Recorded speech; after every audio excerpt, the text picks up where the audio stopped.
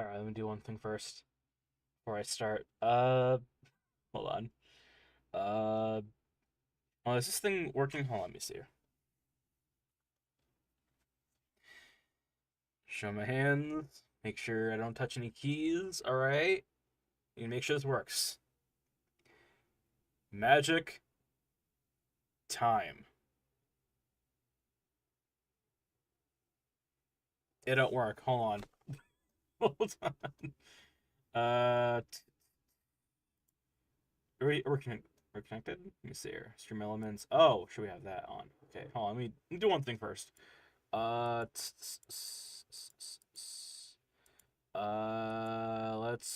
go voice controls and play music. No. Oh wait, hold on. I need to turn up the confidence in this thing. Hold on. That's what it is. The confidence threshold is fucking is 10. That means it's like 10% sure of what I say is what I say. Let me put that up to 50, so at least you'll catch the stutter in my voice. All right, so magic time. There. Nice. Anyway, we'll start streaming in a minute, alright? There's some things I have to do first. So I want to make sure you got that song playing, you know? Music. Let's see. But I'll keep my mic on. I just want to get some stuff ready. Stay hydrated.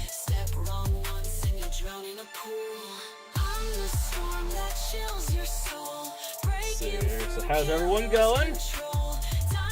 We are going to be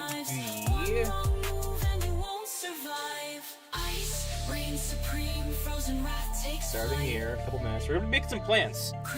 Today it's gonna be fun. We have to make some plans. First, I want to do some name convention, some name convention, some documenting, and yeah, basically. More game design, more game development. Let's go. Let me go ahead and do this first. I'm gonna play an ad though. That way, we don't get any pre-rolls for forever. Alright? Not really forever, but you know. Let's see here.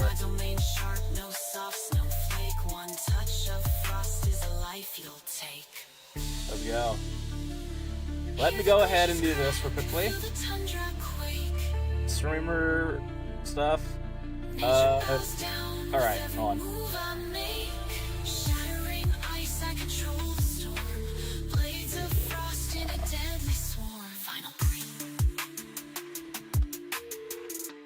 Alright. And those on the YouTube side of things, those who are going to be watching on good old YouTube, y'all don't have to watch the ads, of course. Let me go ahead and get my stuff ready for this shit. Ugh.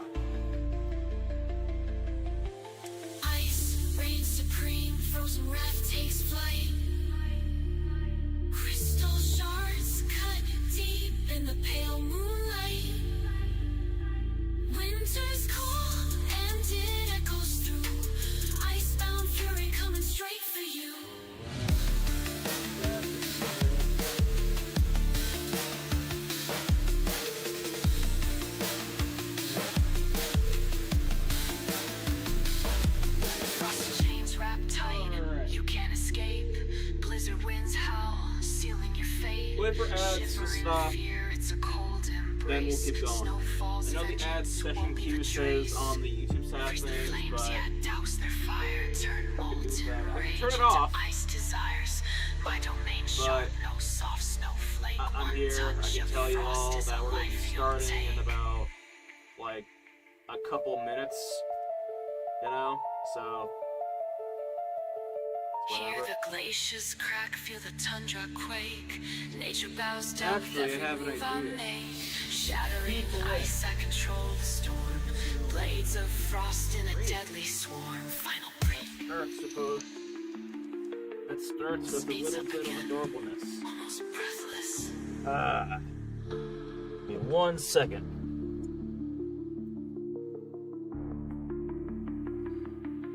Frost in the air leaves the Do world this so quickly. stark. Cold Turn winds this off. whisper fading into Alright, dark. I think we're ready. Eddie, what's going on, buddy? You need outside before we start streaming? This is Eddie, everyone. This is my boy. Let me hold you. Here. This is my boy. Alright? He's the mascot of the stream. Or mascot of the channel. I'm thinking about I'm thinking about including Eddie more often in streams. Just because I think it'd be funny and fun. If he's not tired. That is. He's tired. Alright. Hold on. Let's get you to bed. Here. That way. On. Let me do one thing real quickly.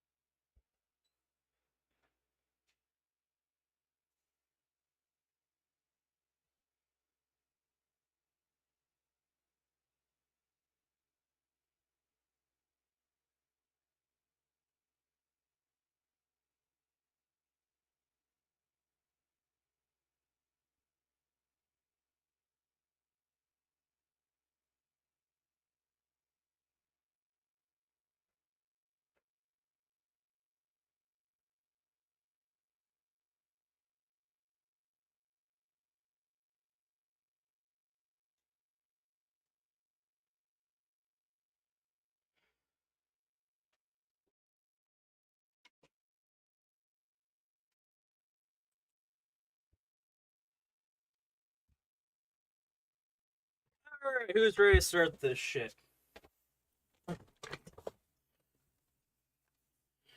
Magic time. Magic time. Alright, let's go. Just want to wash my hands before we start. Let's go. Alright, so let's name this. I want to call this thing Purple Spiky. Purple Echelon. To go for the actual jar itself, call this Purple Spiky Plant Jar. Alright. We'll call this here, actually, we'll have this be a part of the actual,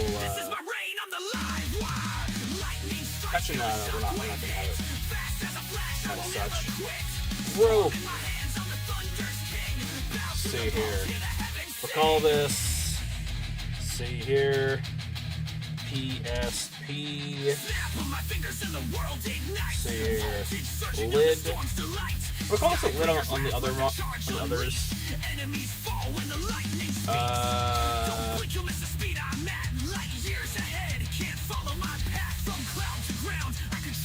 Cover. We'll call it a cover. I honestly don't care what the hell we call it, as long as the name makes sense. Alright. Jar cover. We're calling this here PSP rope. Alright. Fuck this one. Scrap. No, whatever. It's fine. Alright. Let's go ahead and bring this up here now.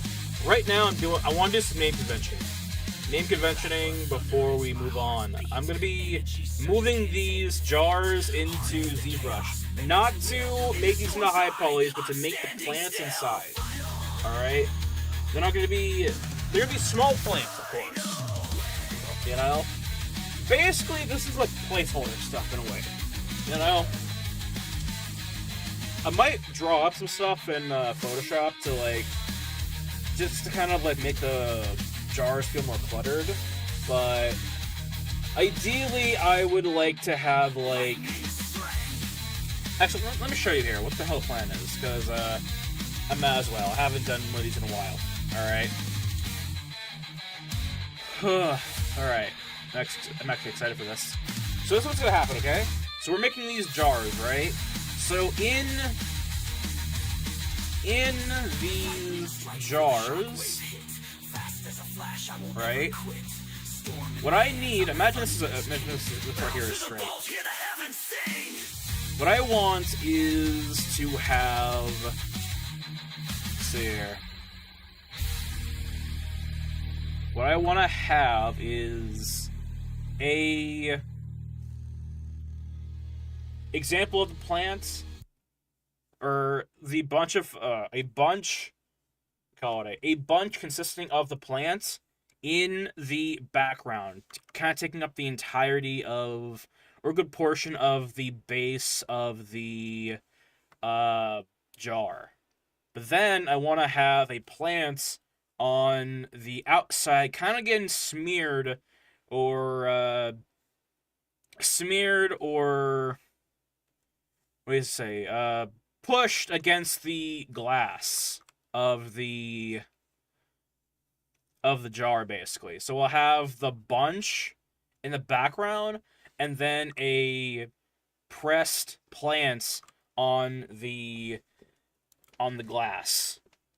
That way, players can know what each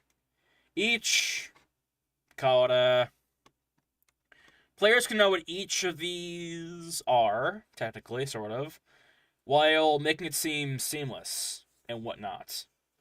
What I also could do, alternatively, is I could have a little stamp on the outside rim of these jars, displaying what is on the inside of these jars. But I feel it could be a lot more fun if the player was able to just look at the jars and look at the contents inside and see what it is, basically. So this over here, I'm calling this for right now Purple Spiky Plant. That's not what the name is going to be called. That is just a visual representation. Imagine a purple twiny, spirally rose bush, basically. Imagine that. Imagine a rose bush with no roses, just the thorns and the flowers, you know? Those prickly flowers. Not flowers, I mean the leaves. Whatever. Know what I'm talking about. I don't need no fucking... I don't need to fucking, correct myself. Whatever. So, now we're going to do this one. We'll call this here, blue... Blue mushy leaves. Herbs. Jar. Alright? Call that the blue mushy herbs jar. We'll call this here the BPH jar lid. And then... Oh, hold on. That is the... Oh, that's the interior stuff. Never mind. We'll call this here the PBH herb bunch. Now, what I'm gonna be doing is nothing conventional in a way. Basically, what I'm gonna be doing is I'm gonna be taking the UVs of the interior and drawing them up inside of Photoshop. Alright? And I kind of want to go for... Actually, let me see here. Actually, yeah, whatever. I kind of want to go for it right now. Now, I want to go for that right now so we can actually kind of like see what this will look like, you know? So that's what I'm going to do. So let's get all these names, all these named down, and we will get started. We're gonna call this here the bronze pitcher. It's not a plant, it's just a bronze pitcher. You know. We'll probably put like some like dirt, some stems, maybe some like chopped up like wilted herbs in here for effect, you know. What else? Could also put in here some maybe like I don't know, some powder, I don't know. But for this picture, we're gonna have to take this into ZBrush and Dynamesh this down. I'm not gonna add any further details to this thing. I'm just gonna Dynamesh it down and Dynamesh. Actually, yeah, Dynamesh. Dynamesh it so all these points here can be melded in. All right. All these can be melded and seamlessly incorporated. And yeah, how many polygons is this right now? I'll definitely be I want to use these as a. I want to use these as a low poly and whatnot. To which I will definitely be taking these things and trying to lower them down even more.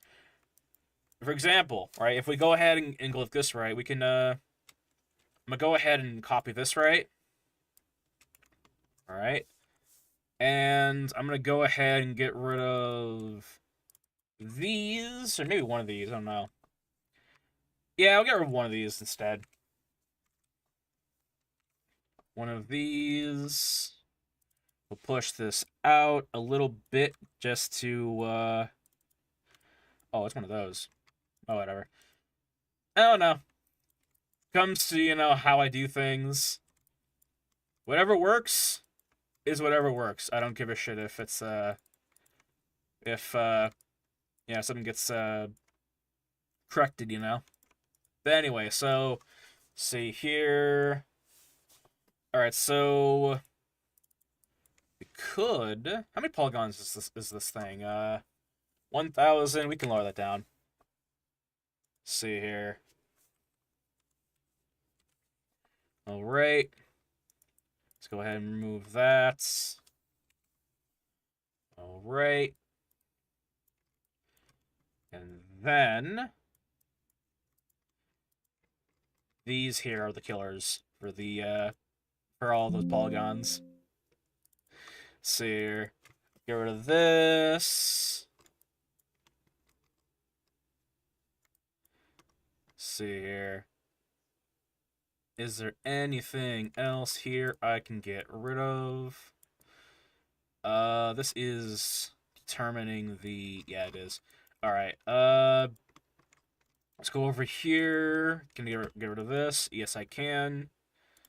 Go ahead and get rid of this. That. And that.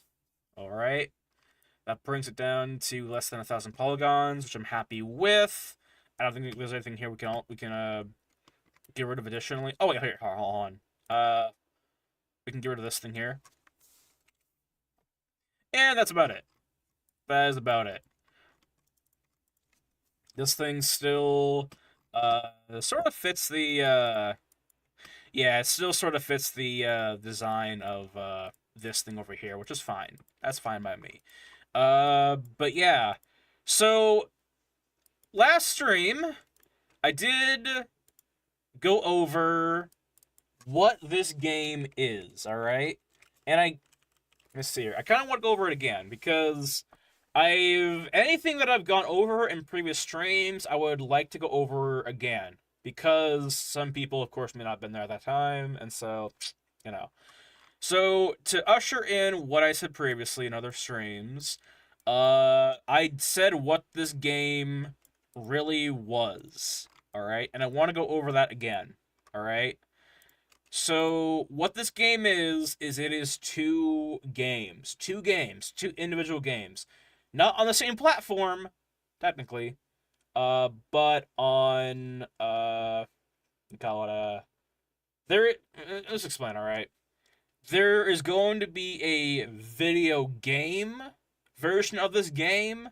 Then there is going to be a 3D art form physical tabletop card game of this game. Therefore, anything we work on for this game in any visual capacity is going to contribute to both games. Therefore, it's very seamless, and, because personally, I don't see why not, honestly. It's one of those deals where, like, we can do both.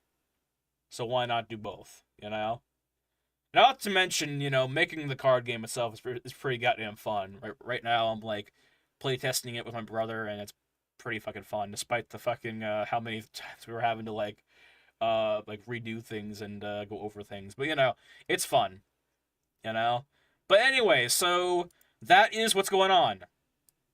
I'm working on a card game and a video game, alright? They're both called Man vs. Monster, except the tabletop game is called Tabletop Man vs. Monster, while the game itself, the video game, is called Man vs. Monster Tournament Edition. Which, you can only imagine what that means, Tournament Edition, You're gonna be fighting someone. Cadabra. But yeah, that is what's going on. We're making a card game and a video game, and that is what we are doing for this.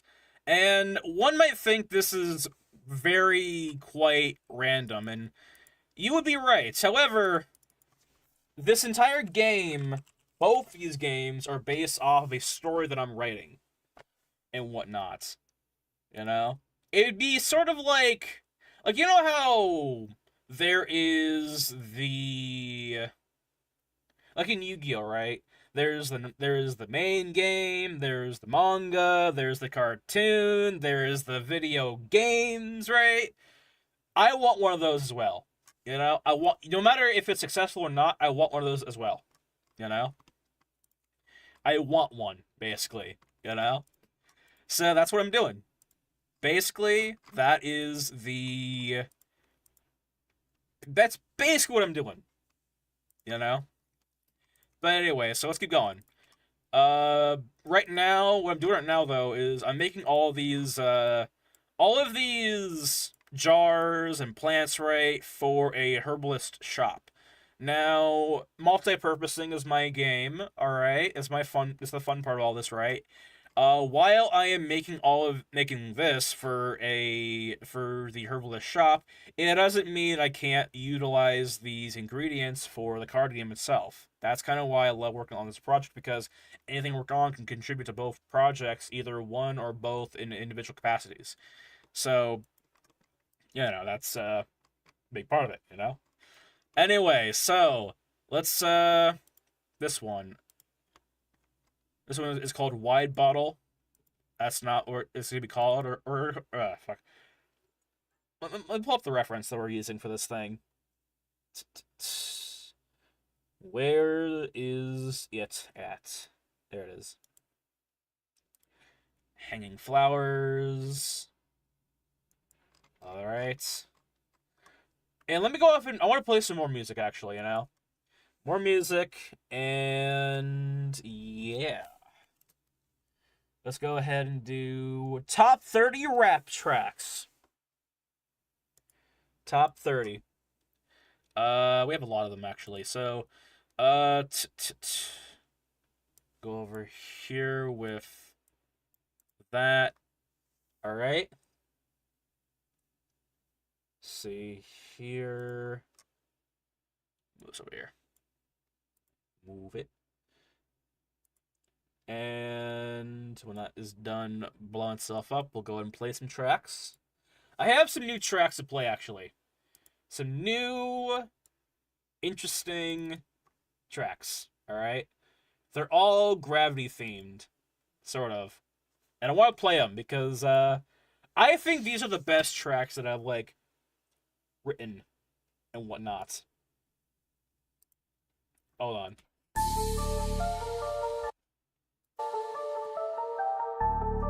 Let's go.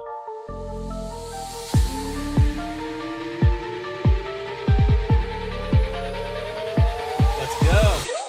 Feel the weight, it's crushing down, pulling me deep beneath the ground. But I rise, yeah, I bend the flow. Gravity bows when I say so.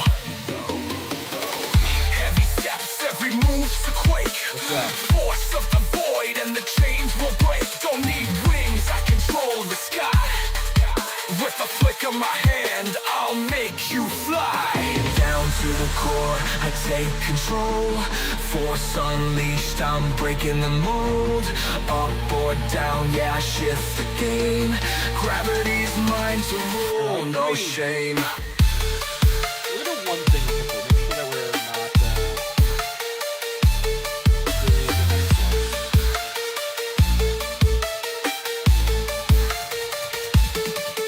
Feel the air twist. Let me go ahead and check stream. I want to check stream real fast. Make sure that we're not doing anything terrible, you know.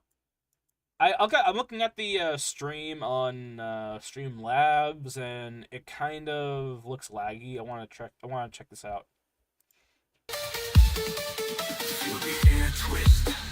Let me go ahead and check stream. I want to check stream real fast. Make sure that we're not doing anything terrible. Yeah. Okay, hold on. I think we're doing something terrible. Hold on. Go here. It looks laggy on fucking Twitch. Hold on.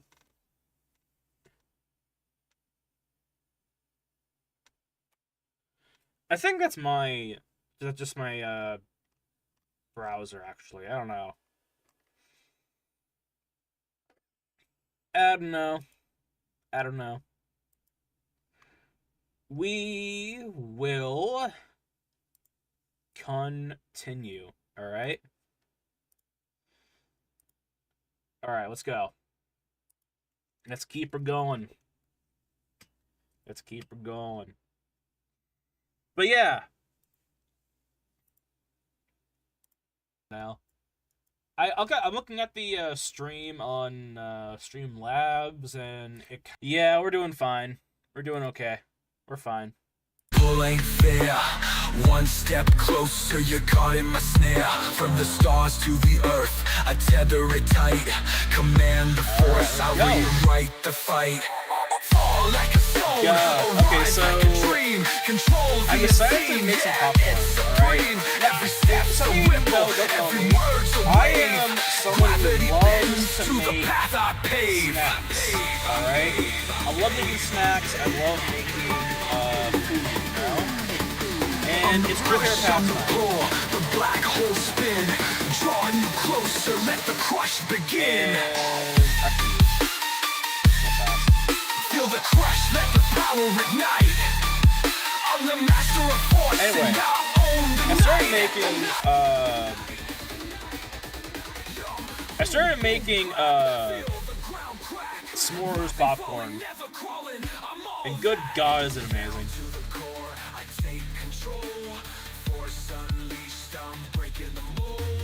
See here, though. No shame. Shame. From the sky to the ground, I hold the thread. Gravity flows when my power's led. Call this here. What should we call this thing? Control everything.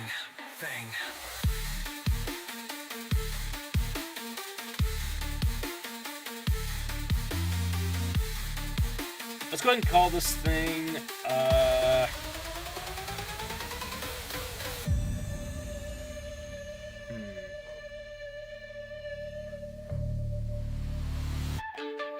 Jewel.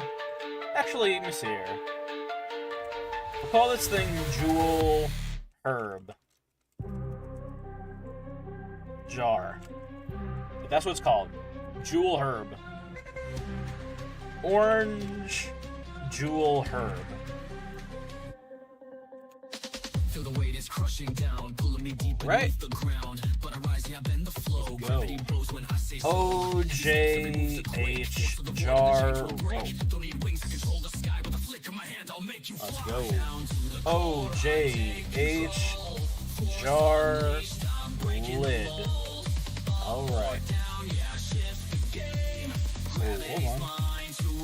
No shame. Alright. Make some plants. Alright, so we'll call this here. We'll call this here,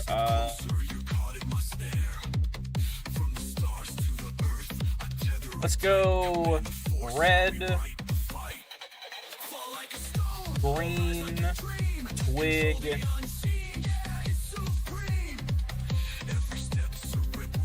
herbs. Gravity bends to the path I pave. Alright, jar. We'll call this here the DTH jar. Right.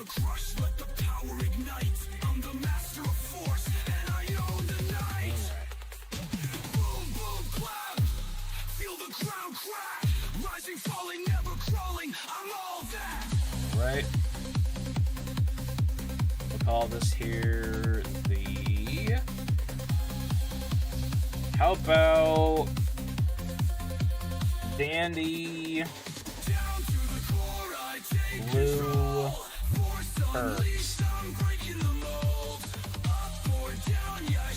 Herb jar. This one will be called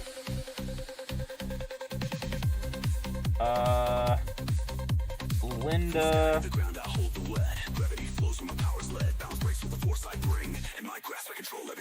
Blush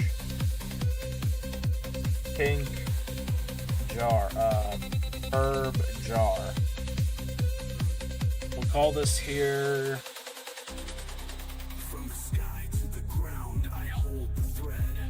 Hopkins on Hopkins flower jar. Alright.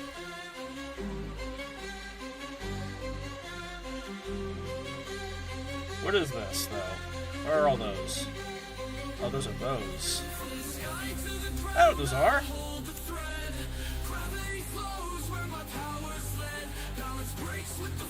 Fucking bullshit, that's what it is. Let me do this, actually.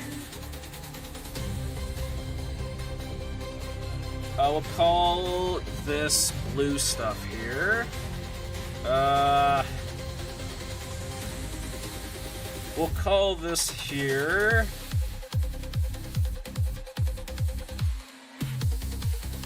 Jerry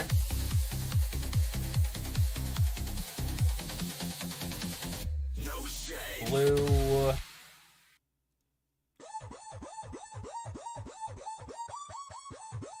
Flakes. Flake flowers.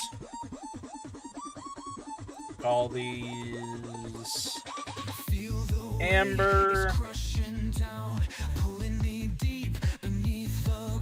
Lip flowers. Call this here Granites.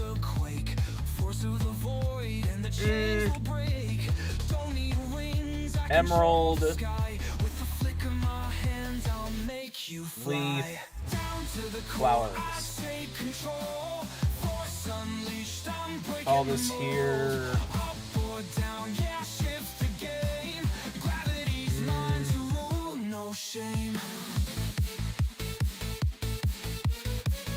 I'm trying to think of a name. How about purple? No. Feel the air twist the pulling fair. One step closer, you're caught in my snare. From the start About Vanessa.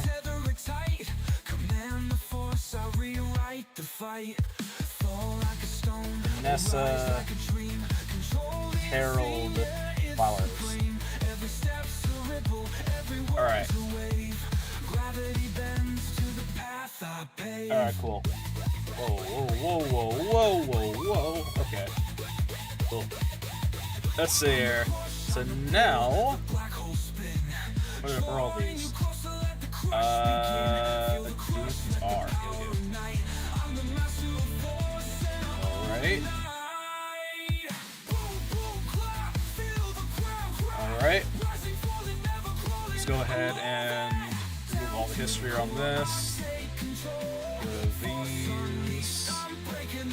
Alright. Sweet.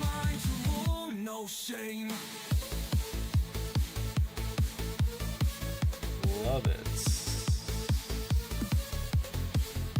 Love it. Alright, nice. From the sky to the ground, I hold the thread. Gravity flows when my powers have it. Balance breaks with the force. Idea.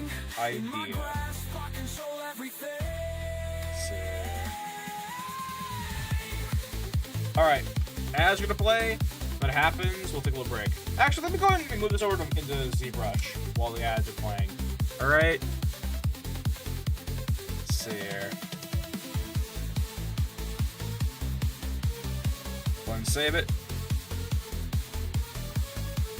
All this here. The Apple head. Actually, let me make sure we actually are saving this to a proper location. A proper location, you know? Let's see here, FBX, pots and jars, that's not gonna work for me. In fact, let's go ahead and export, let me go ahead and export all of these, alright? Just in case something happens, alright? I want to export all of these, alright? Alright, that's gonna be playing. Heavy steps, every move's a quake. Force of the void and the chains will break. Don't need wings, I control the sky. With the flick of my hand, I'll make you fly. Yeah, what the hell? I take control. Force unleashed, I'm breaking the mold. Up or down, yeah, I shift the game. Gravity's mine to rule, no shame. Good.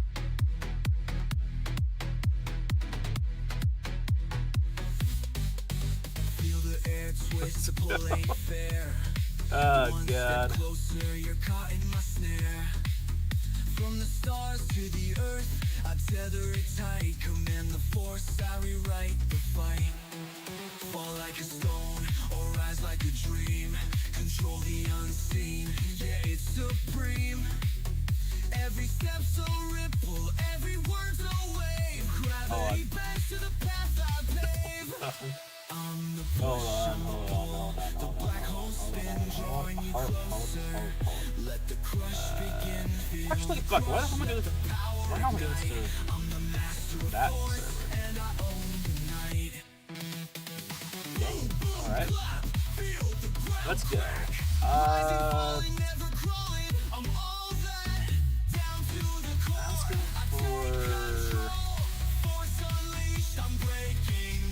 Fuck it, let's go for this one. Are we done with pads? We are. One thing quickly.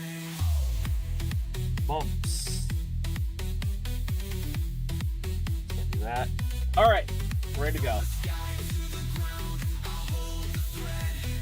Let's go ahead and get rid of this right here. Alright, this is fine. That plant's done, basically. It's the rest of these have to get done. It's the rest of these we have to get done. Alright, so now I'm going to go ahead and export all of these out, alright, as individual FBX files. Because I want to be able to work with these things in individual, like ZBrush files, basically. Not all in one file, because that's going to be very expensive. It's also going to be very taxing, you know. because it'll eventually get slowed down. Basically, that's what I don't want to have happen.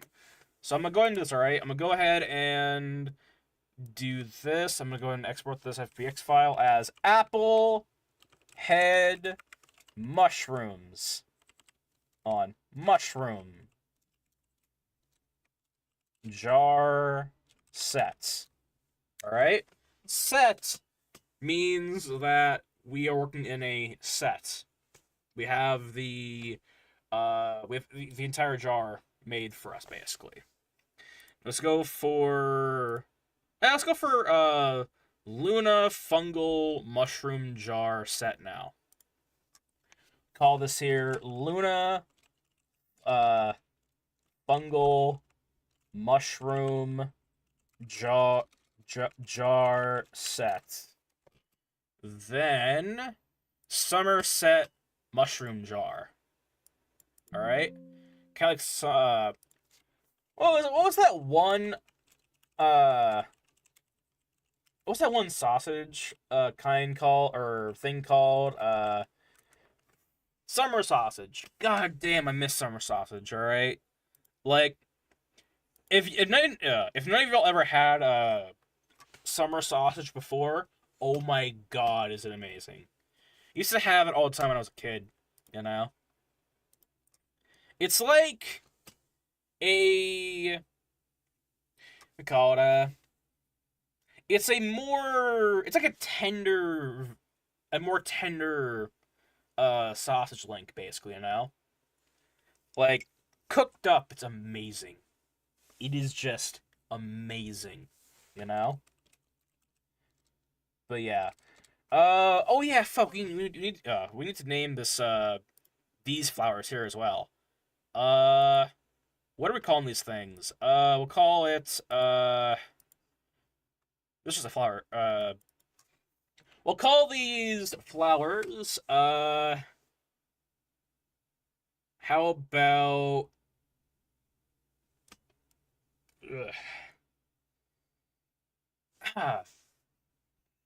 I love naming stuff, honestly, you know?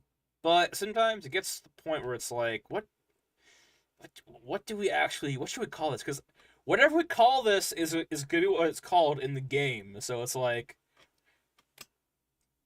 let's call this, how about Ken? How about Kensing flowers? Kensing. What do? Well, they make you sing. They make you sing. There you go. They make you sing. Let's see here. Can you sing? No?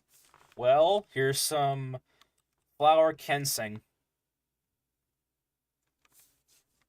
Sorry.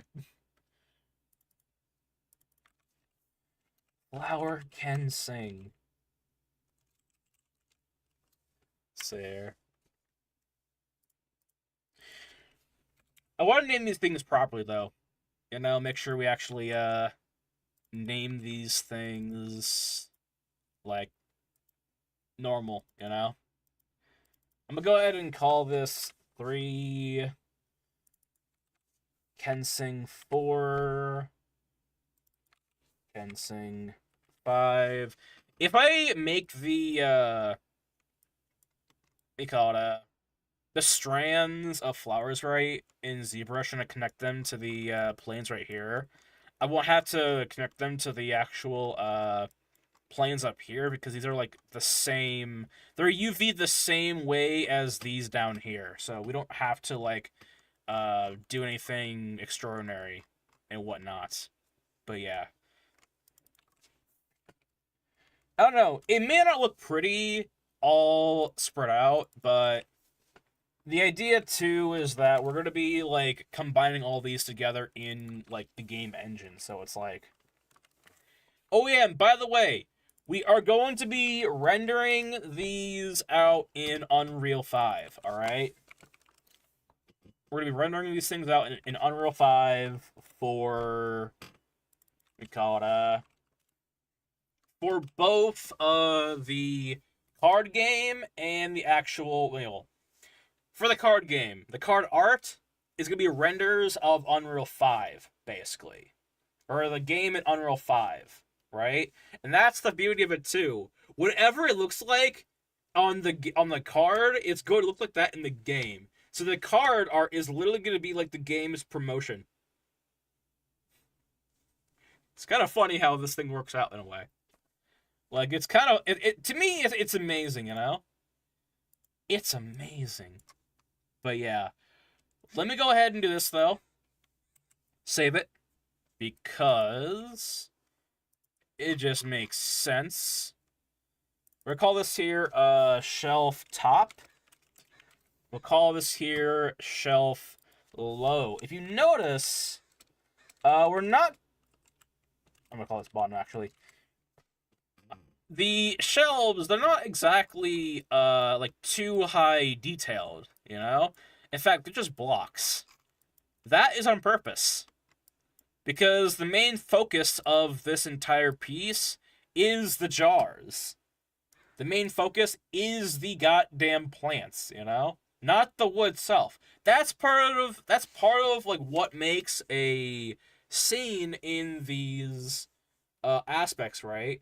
Like you call it you want to give more attention to detail to the main subject, you know? It's kind of like lighting, setting up lighting for a photo shoot, right? You want to light the main object, you know? Or the person, right? You may want to have some backdrop lighting, of course, you know, but generally you want to have lighting on the person or the object that you're taking a photo of, right? That's what you want, you know? You're outside and you're trying to take a picture of something, right? You're waiting for that sun to, you know, shine on and, you know, give you your natural lighting. But yeah, let me go ahead and do this real quickly. But yeah, so here, I am gonna go ahead and let's do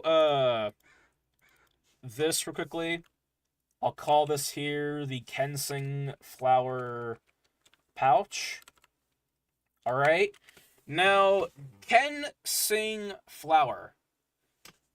I'm thinking what that might do is it might be a flower mixture herb remedy thing that can allow you to increase the effects of like bard or rhythm style abilities, you know? Like maybe as a character, if you're a bard style avatar or a bard style person, right? Maybe you do singing magic, right? Or you're a siren, mermaid, whatever.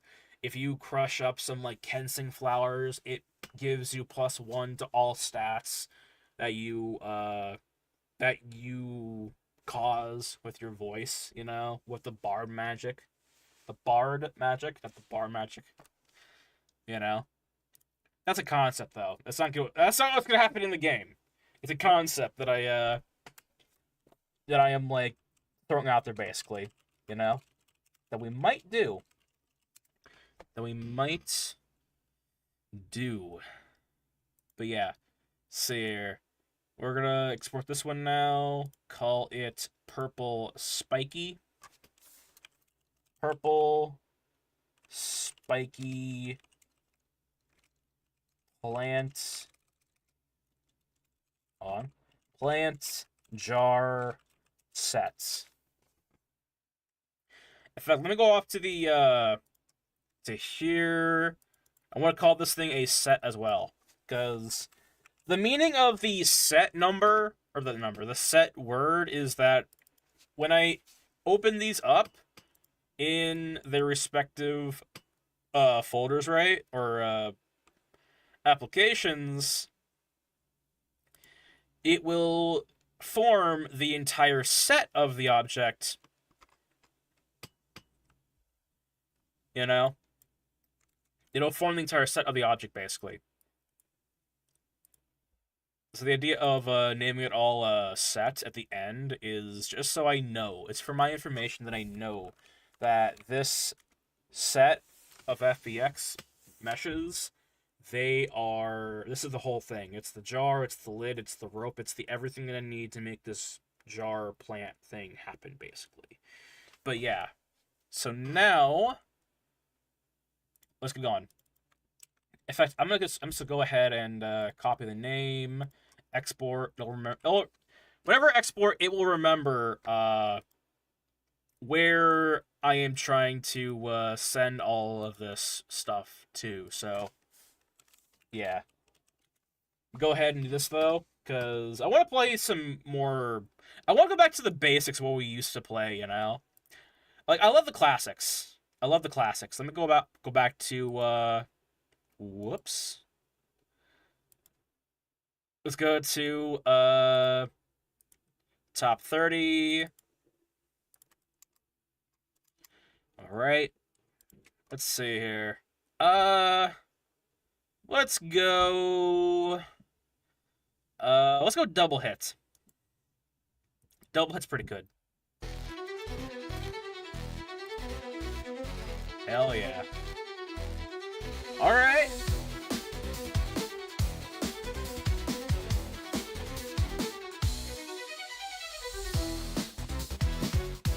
I love it. Alright.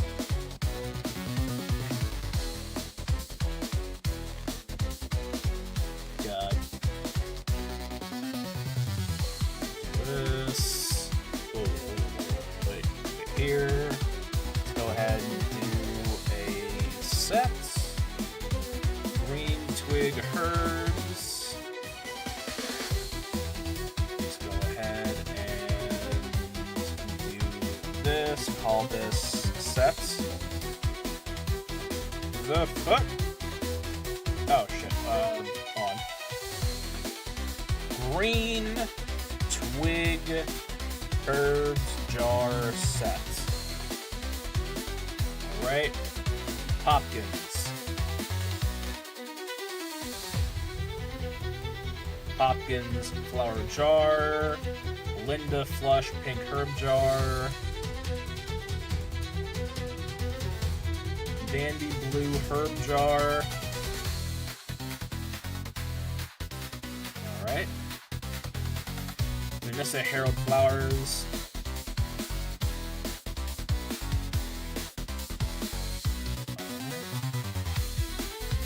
Whoa, what the fuck? Okay. Emerald leaf herb flowers.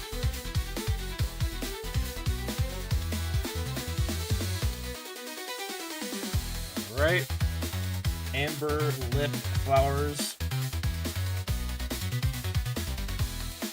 Alright.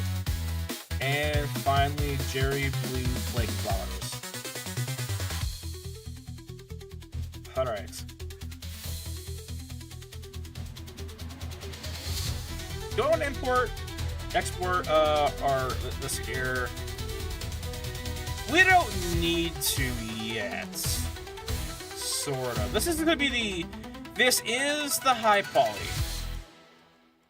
This is going to be the high poly. We still have to do some low poly for, or some rear poly for, which will just be organizing some planes over the fucking vines, which will be fine. But anyway, today I want to do the plants, alright? And that is what we're gonna do. So now, I'm gonna go ahead and go to our FBX file. Whoops. Go here. Let's go for... Eeny, meeny, miny, mo. Where's that one thing I was working on with? Let's go with this one. Import. Let's go. Dot. There we go. Now, if it takes me more than like an hour or two for each plant, that's a bad sign. maybe not. Who knows? Personally, I don't mind if it takes that long. Because it's whatever. Here, let me do this first, though. Underneath the gilded lies, heroes fight where shadows rise. Alright. Soft trill, the violins cry, a tragic hymn under moonlit. Go ahead and do this. Grab that. Pull this up to a large portion. Same for that. What the hell is happening over here? That is not connected.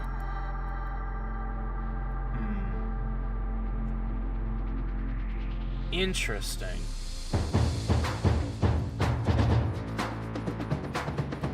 Interesting. I wonder.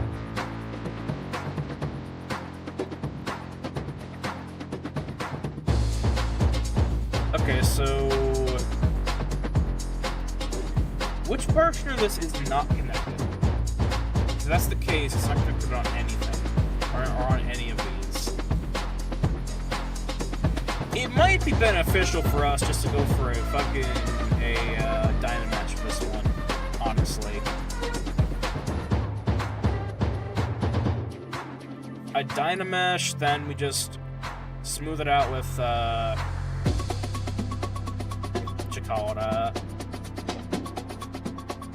with Ripology or Modified Apology. Let's see here. Come on.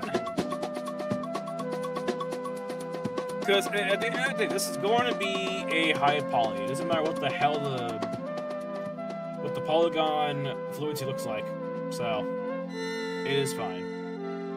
It is fine. Alright. Let's see here. Alright, let this thing do its thing. Alright. Alright. Alright.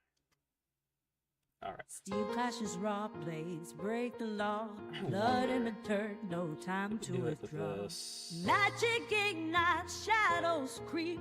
Life's a gamble, no room for sleep. Let's go. Alright.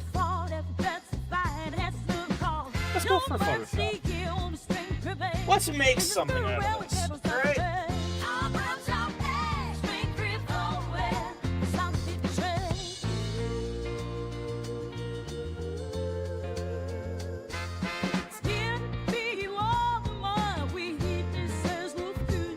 Let's go. Let's go here.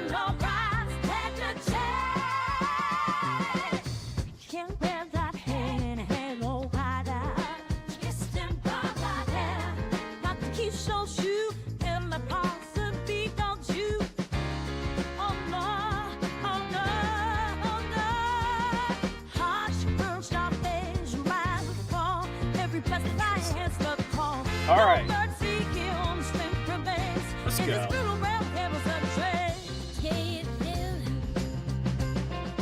go ahead and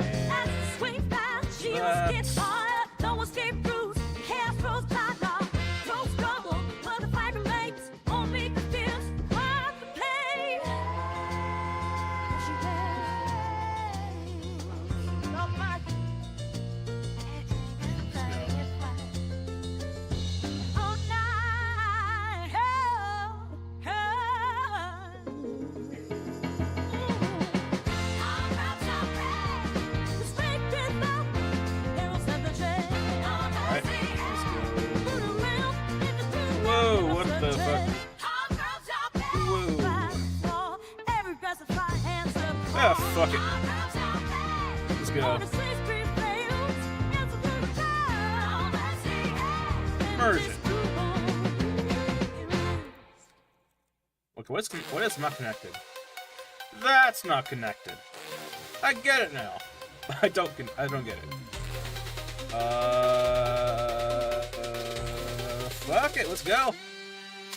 Steel along, still yet a clash is raw. Blades don't talk, they just break the law. Blood in the dirt, bodies in the field, no second chances, no time to heal. Magic ignites, watch the fire spray. Shadows creeping, gotta fight, not pray. Life's a gamble, every move's a risk. Miss your mark, you'll cease to exist. Hard world, sharp edge, no room to crawl. Medieval grind, rise up. Make sure this thing's on a lower brush point. 3. Survive the day or vanish in the night.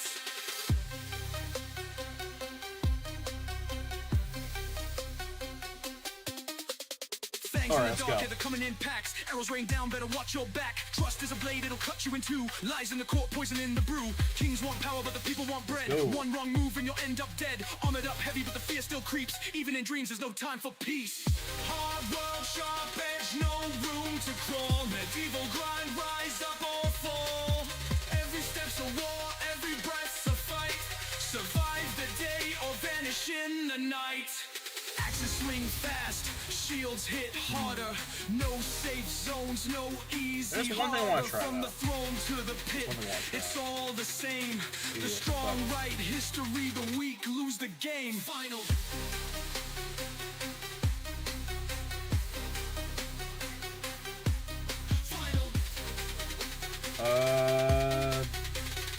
Fuck it, let's do this.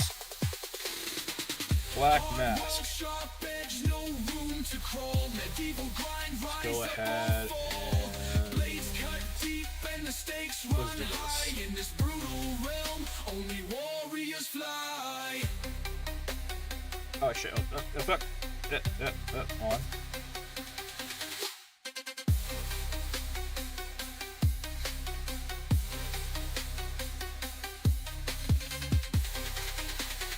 Bring it down like so. Alright.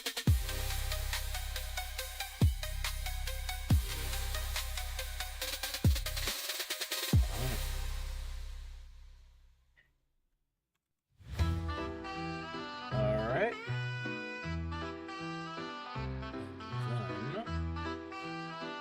Then we go ahead and do this. Step right up, take a look inside, where monsters and magic and terror collide. A twisted land where shadows play. Welcome to Oob, there's no escape today. In the world of Oob, nothing's as it seems. Nightmares and daylight torn at the seams. Each path is a riddle, each turn's a surprise. In Oob, even heroes have fear in their eyes.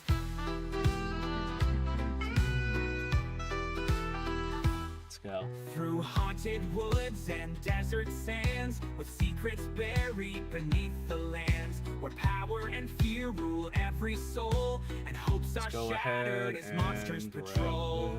Oh, kingdoms clash in brutal fights, with spells that dance and swords that bite. Enemies and allies blend. In Oob's strange circus, there's no end.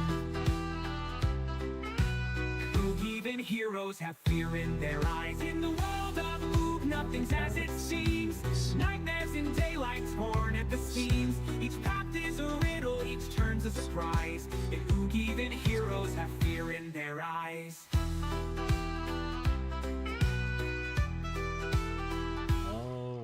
Beyond the dark, there's a sliver of light, but getting there means facing the fright. Every step's a gamble, every friend a chance. In Oob, you're caught in the eerie dance. So welcome to Oob, the show has begun, where peace is scarce and terror is spun. A world of mystery, fear and cheer. Step into Oob and leave all doubt here. Are you brave enough for Oob? Alright, cool. Bring this up here like so. Alright. Alright. Give me this though. Give me a Gaussian blur. Alright.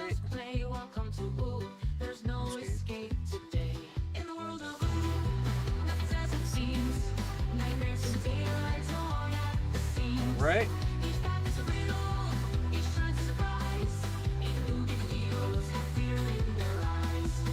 Through haunted woods and desert sands, with secrets buried beneath the lands, where power and fear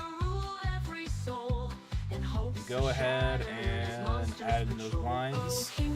Whoa, not bad. Whoa, whoa, whoa. All right, 7.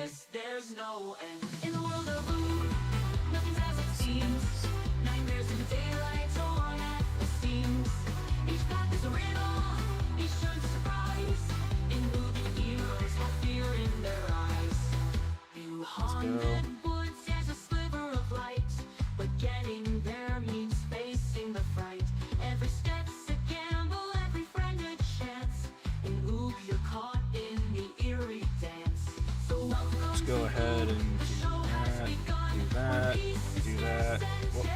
Whoop. All right.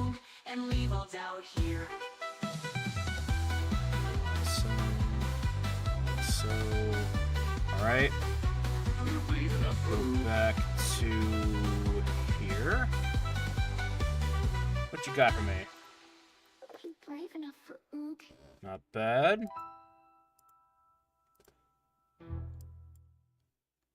Kind of shit, actually. Give me this. Where is it? Zero mesh. Go ahead and give me, keep the edges. Give me about half. Zero mesh.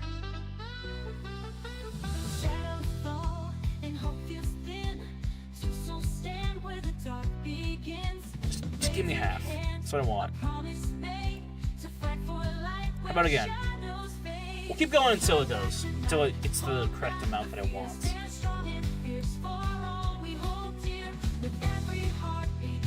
Okay, now we're losing fucking hits. Fine, let's go. Wait, is that... Did it crease it for me? It creased it for me.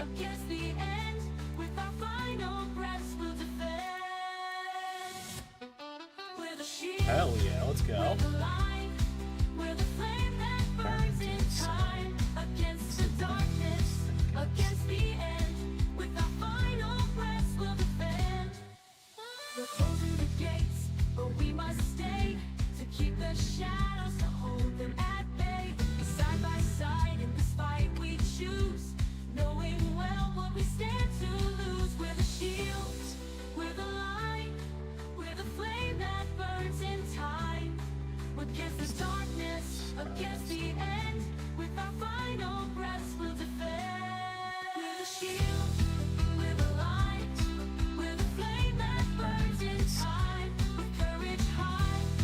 Let's go.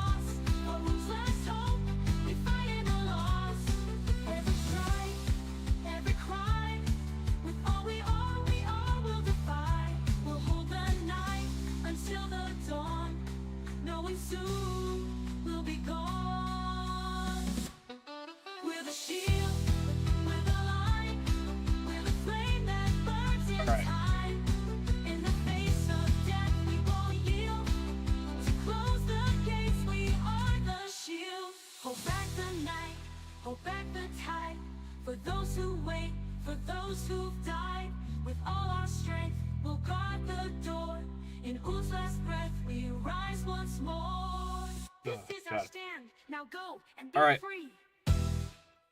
So let's go ahead and make the plant. All right. Welcome back from the ads, everyone. We will keep going. When shadows fall and hope feels thin, two souls stand where the dark begins with blades in hand. A promise made to fight for light where shadows fade. Hold back the night, hold back the fear. Stand strong and fierce for all we hold dear. With every heartbeat, Alright. a sacrifice to keep the door closed, to pay the price with a shield. I want to have like this. That looks better in my opinion. Let me see here. Yeah. Go back. Alright, let's go. I like the actually no, I look like this better. It looks like more I could like it more, but does that make sense for the scene? For the area? Now go ahead and save this, alright? Save it before we proceed. Purple spiky, okay. So we'll go over here to ZBrush, we'll call this thing the purple spiky. Purple spiky.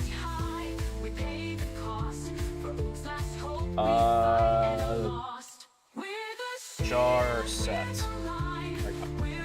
Let's go. Now, can I put this on? I should be able to fucking do this actually. Import. I don't care what the hell I import. I need to just have something here.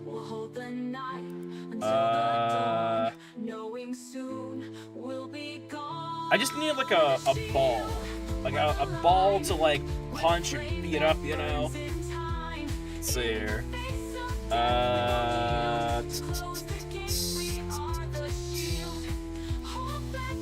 You know what? Here, I'll do this actually. Pull you up. Get rid of this thing real fast. Alright. Let's go ahead and import. Let's bring in a spear. Alright. So now, I need to decrease this down. Right here. In fact, I could take the fucking lid off too, can't I? And look inside. Oh no, it's right, it did that to it. Never mind. Alright, oh wait, shit, I can do that. Wait, can I? I can, yeah. Initialize. Display properties, double.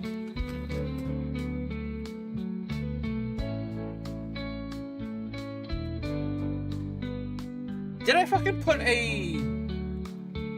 Hold on. Did I put it in there? Purple spiky, where is it? Purple spiky, there you go. Take the lid off.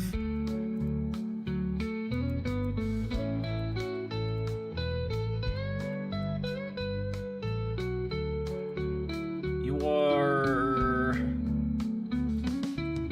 Yeah, no, it should be... Whatever, it's fine. Alright. Let's go ahead and do this. We'll just... Okay, this is the plan. We're gonna beat this ball down into a nice moldable shape. Then we'll do some spikiness with it, alright? The idea, of course, is we need to make this into a ball. A spiky ball, alright? Let me go into this, actually. Pull it down here.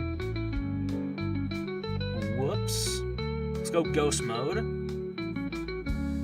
Going ghost. Alright, let's go. Go like so. I think this would be an adequate size. Okay, so we'll go ahead and single this thing out a little bit. Actually, let's go ahead and do that. And then just start beating it up. Let's go.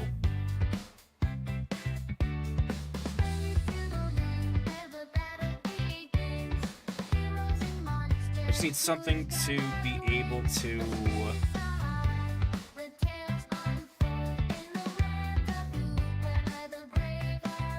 do some shit with, I don't know.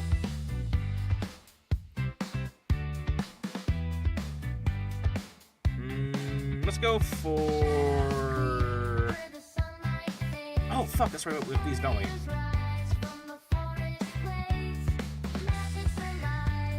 Beat your ass up, let's go.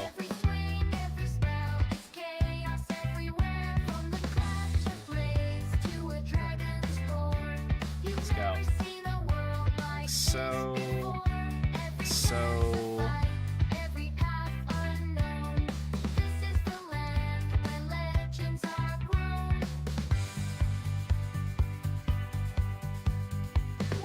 Alright, so now we should be able to get some... Oh yeah, we have these two. I'm gonna do this just because.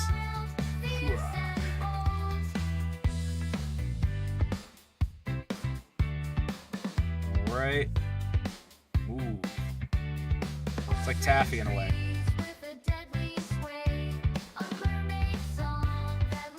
Right.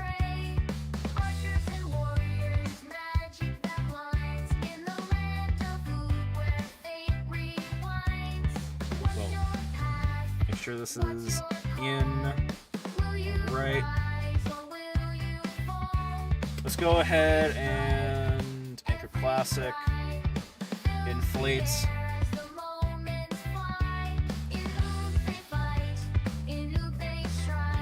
Alright. Love it. Where are you at? Where is that one at? This one. I believe it was this one. Yes, it was.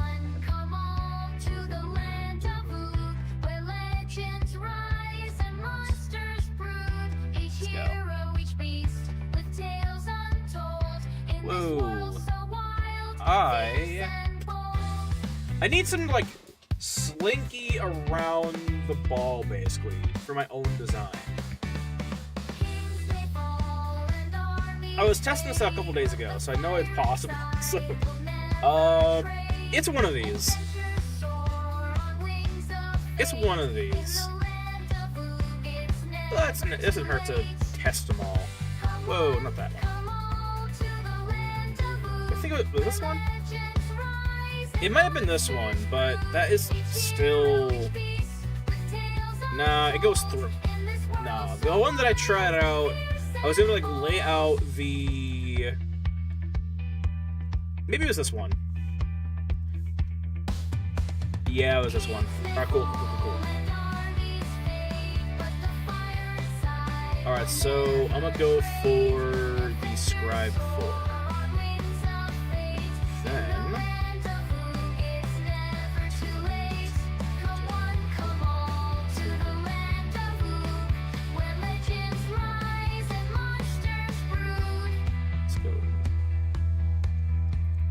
Let's go ahead and grab this. Can I utilize a dress for this one? Ugh. It sucks. Alright, whatever. Let's go. Ooh! My favorite song out of the whole bunch. Let's see here.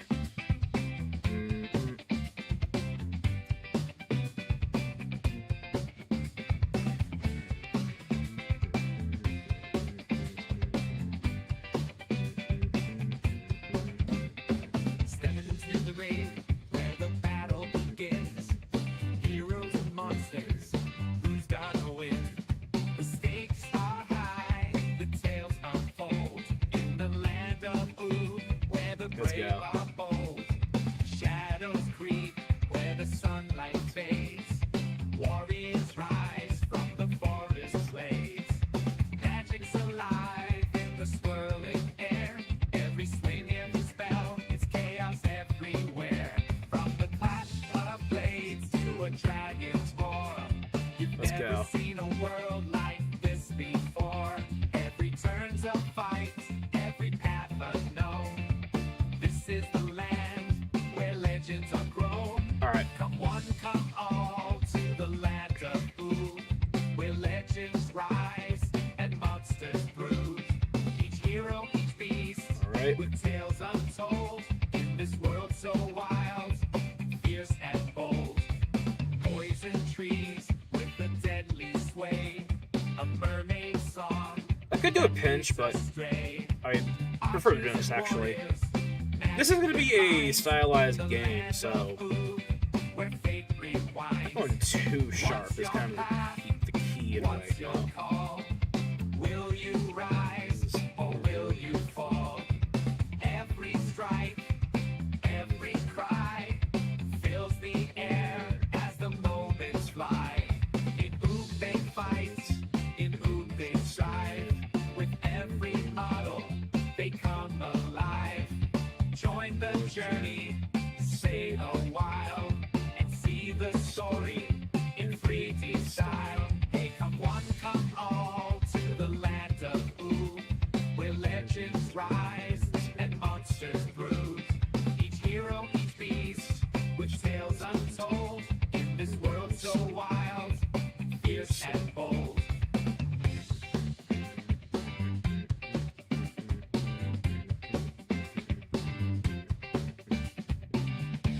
Alright.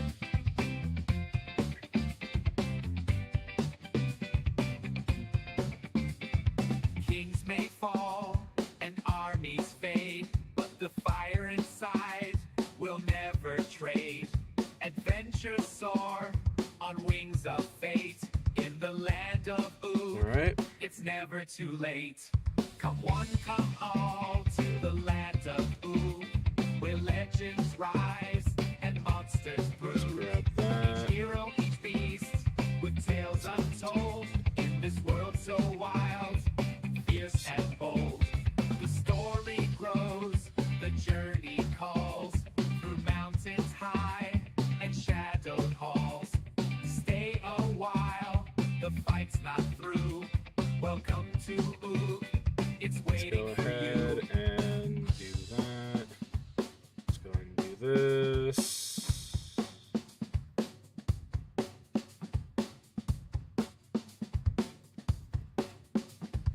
Alright. Now, in the end, though, I do plan on removing the ball of this thing. The idea is to literally just fill the outside of the ball. I don't care if there's any portions that are going to be empty. I just need like most of it filled up. That is it.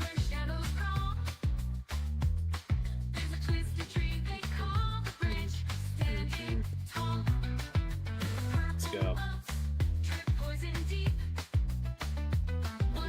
Of those bolts that fear us to sleep. Come home to the land of ooh, where legends rise and monsters brew. Each hero, each beast, tales untold. In this world so wild, fierce and bold. David strong, with iron will, a human tank, he's made to thrill. With armor gleaming, his heart set true. Every strike he blocks is one safe. Let's go.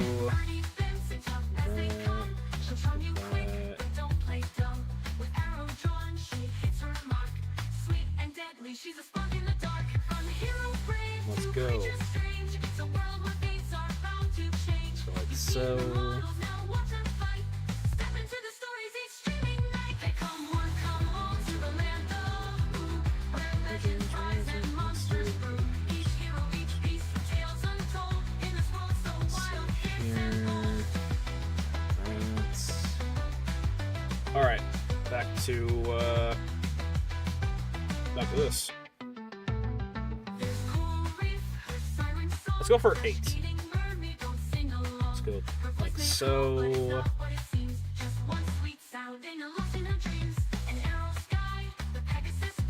Let's go like that. Alright, now that we have everything all good to go, we can literally start doing some weird stuff. Alright. Actually, I'm gonna try something out, actually. I can do spacebar and do this. Alright. I can go ahead and go back down.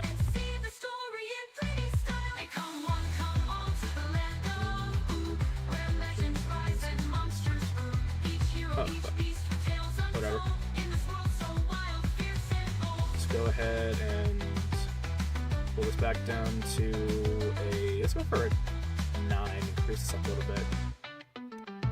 Alright. Actually, fuck it, might as well. Alright.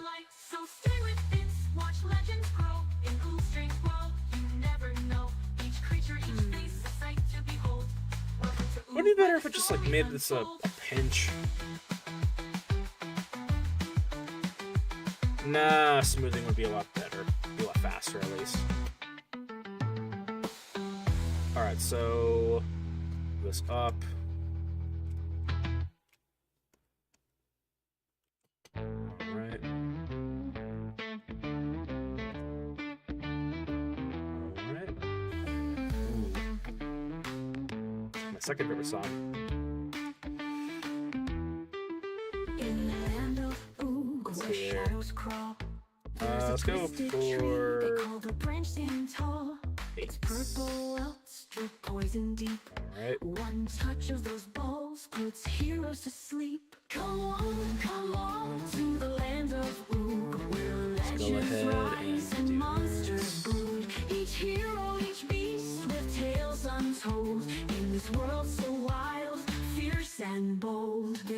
David strong with iron will.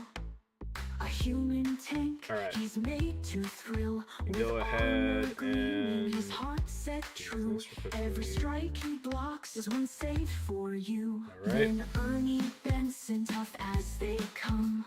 She'll charm you quick, but don't play dumb. With arrow drawn, she hits her Alright. mark. Sweet and deadly, she's a spark in the dark. From heroes brave to creatures let's go for a 4. strange, it's a world where fates are bound to change. You've seen the models, now watch them fight. Step into the stories each stream at night. Hey, come on to the land of Oog, where legends rise and monsters brood. Each hero, each beast with tales untold. In this world so wild, fierce and bold. There's coral reef, her siren song.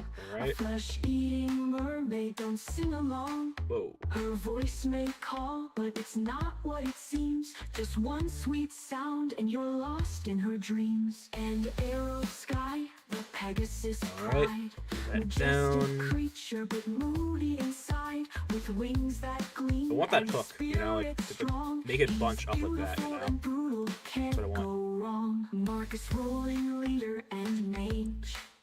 His ice-cold spells take center stage. A heart that's warm, a head so wise. In battle, he's the one to rely. In Ook they fight, in Ook they strive. With Alright. every model they come alive.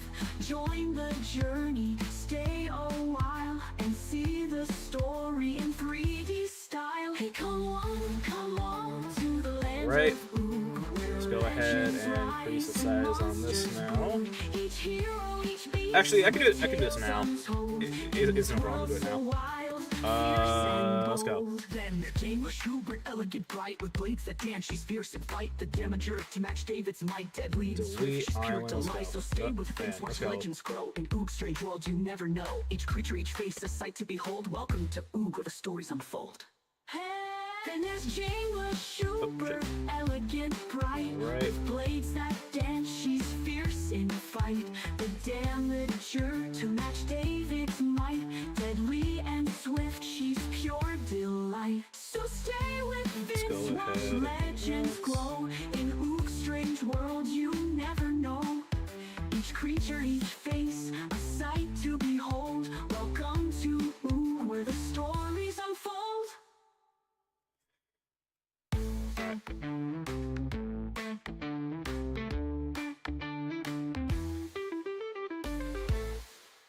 Let's go ahead and continue. Go like so.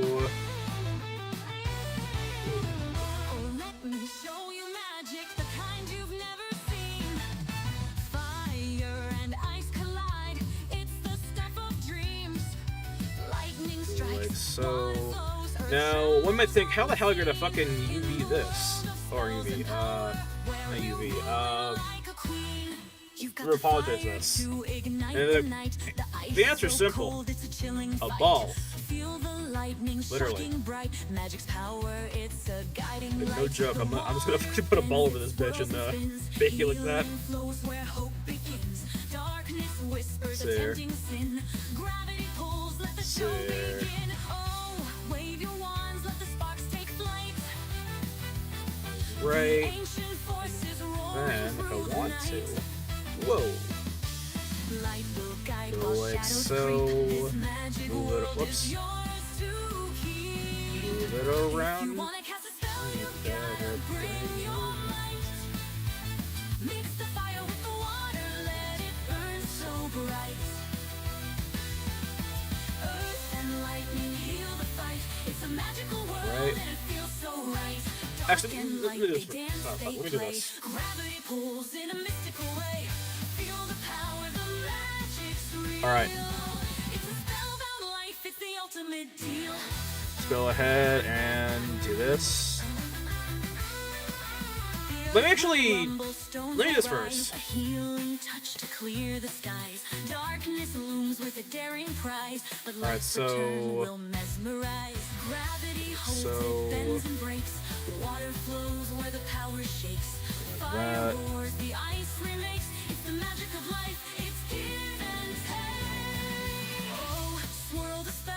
Do this like so. Let's go ahead and do a, where is it? Dynamesh. Bring this up there. Right. Oh yeah, let's go. If you wanna cast a spell, you gotta bring your might. Mix the fire with the water, let it burn so bright. Let's save it. Let's go ahead and do some deformation. Give me some of that. Flatten. Let's go and tamper it up.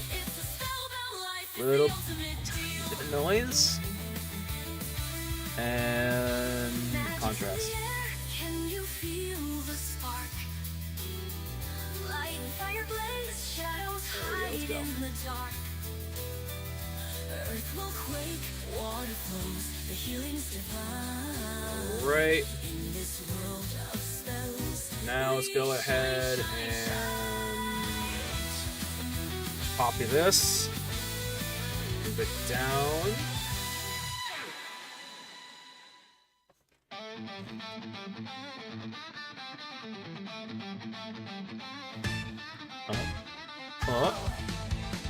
There.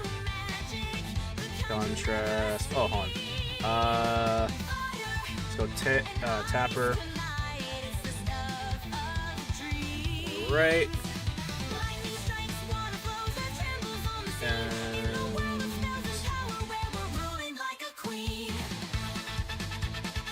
right. So.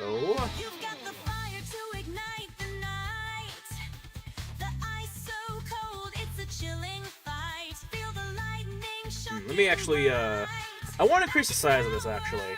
It's a guiding light. The water bends, it swirls and spins. Healing flows where hope begins. Darkness whispers a tempting sin. Gravity pulls, let the show go ahead and go begin. in the middle. Wave your wands, let the sparks take flight. The ancient forces roaring through the night.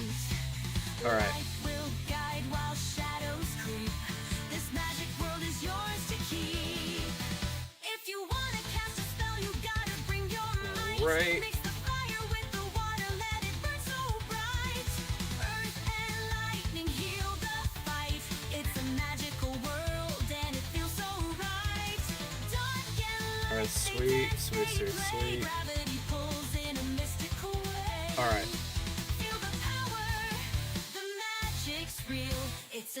Alright, so now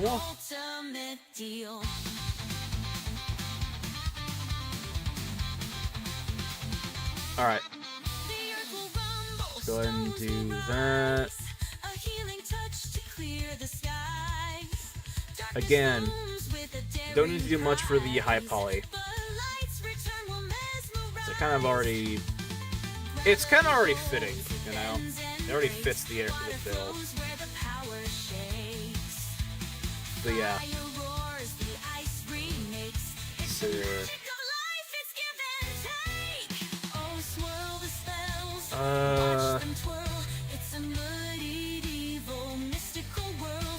that works. Delete high, delete low. Alright. I know it can do a lot of impressive ass fucking shit and impressive stuff with actually, you know what? Let's go. Let's do this. Alpha. Drag.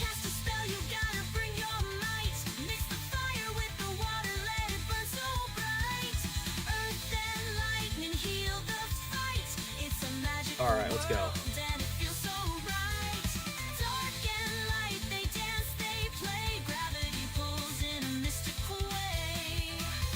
Alright.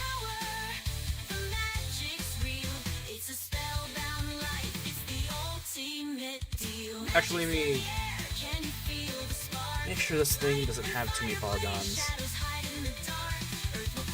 Yeah, because, again, I really don't want to be baking, like, a billion things, you know?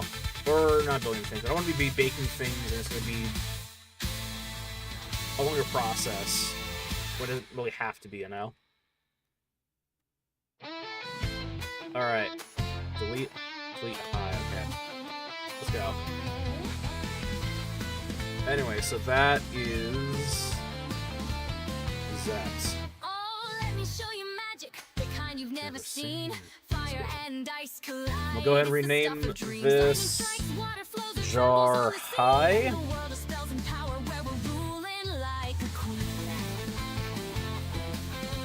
Rename high. You've got the fire to ignite the night. Rename the ice so cold, it's a chilling Sear. fight. Feel the lightning shocking bright. Purple Magic's power. Bunch. It's a guiding light. The water bends, it swirls and spins. Spiky Bunch. Darkness whispers a tempting sin. Gravity One. pulls. Let the show begin. Oh, raise your wands, let the sparks take flight. Sear. The ancient Rename. forces roaring through the night. Light Purple. will guide while shadows creep. This magic world is yours to Spiky keep. Bunch. One or two. High. And as gonna play in the half minutes, we'll take a little break. It's a magical world and it feels so right. Dark and light, they dance, they play. Gravity pulls in a mystical way. Feel the power, the magic's real. It's a spell that life, it's the Right. ultimate deal. Let's go ahead and import.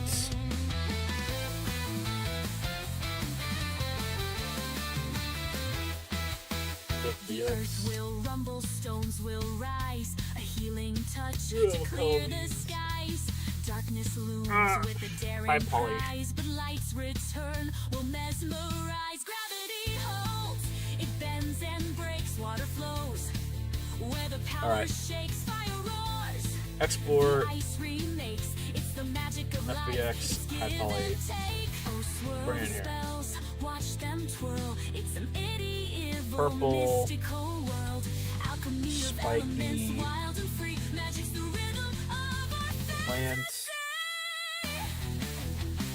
Jar. If you wanna High. cast a spell, you gotta bring your might. Mix the fire with the water, let it burn so Alright. bright. Earth and lightning heal the fight. It's a magical world and it feels so right. Dark and light, they dance, they play. Gravity Let's see here. pulls in Get that in here. a I get that. mystical way. Alright, now we're going back into Maya. It's a spell about life, it's the ultimate deal. Magic's in the Alright, air, can save you it. feel the spark? Why, yes. Lightning, fire blaze, shadows hide in the dark. Earth will quake, water flows, the healing's divine. In this world of spells, we shine, shine, shine. Alright, so now I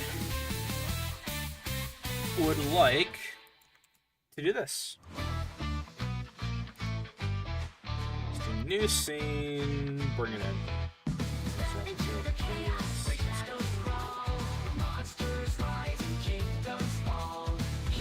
Alright, bring it in.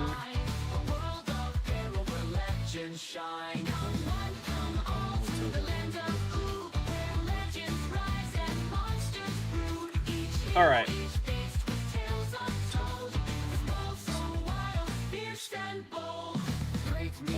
Let's go ahead and bring this up.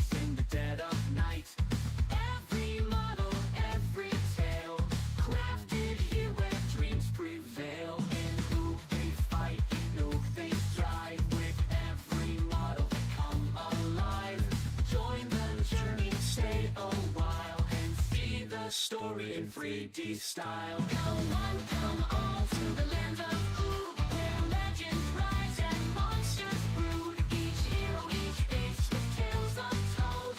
Both so wild, fierce and bold.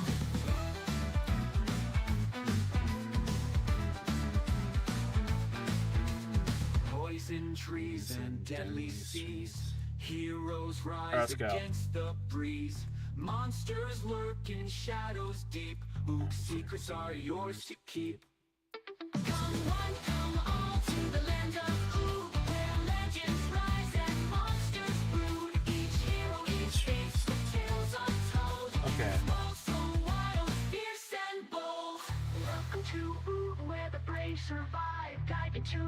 Alright, cool. So let's go ahead and do this real quickly. Bring all that in. Alright. I'm gonna go ahead and give these things here a Lambert color. And we'll give this thing a Lambert color of red. Or let's go purple. Pink, whatever, doesn't matter to me.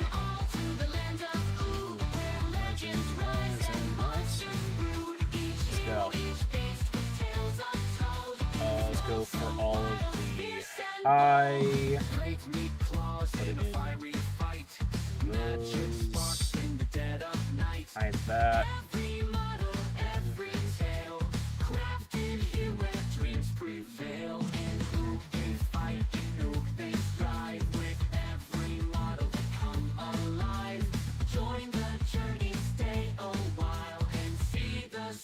in 3D style. Come on, come all to the land of Oog, where legends rise and monsters brood. Let's go. Alright, so I need to UV these. UV on this thing. Poison trees and deadly seas. Heroes rise against the breeze. Monsters lurk in shadows deep. Oog's secrets are yours to keep. Huh.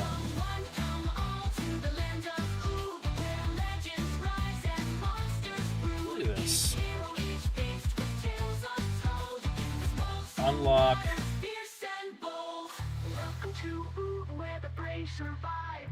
That's the same.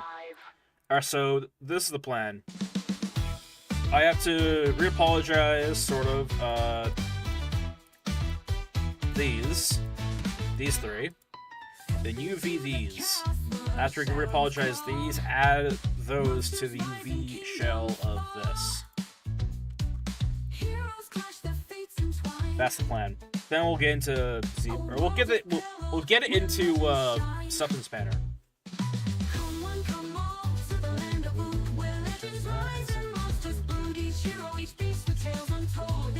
Let's go. And what I'm gonna do is like just simply do this, honestly. We don't need to do a whole ton of this. There.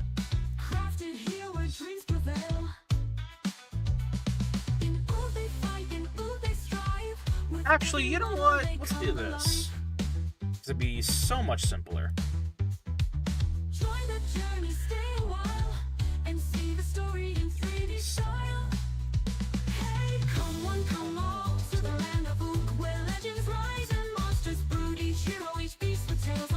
Let's go for a 5. Actually, whatever. 5.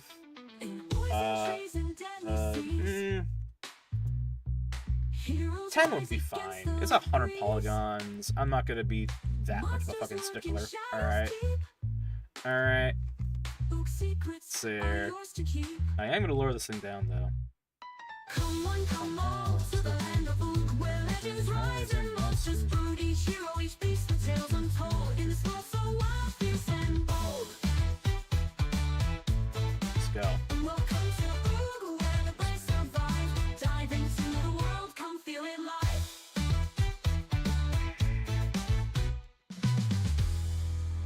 Let's go ahead and do this. Go like that. Go like this. Alright.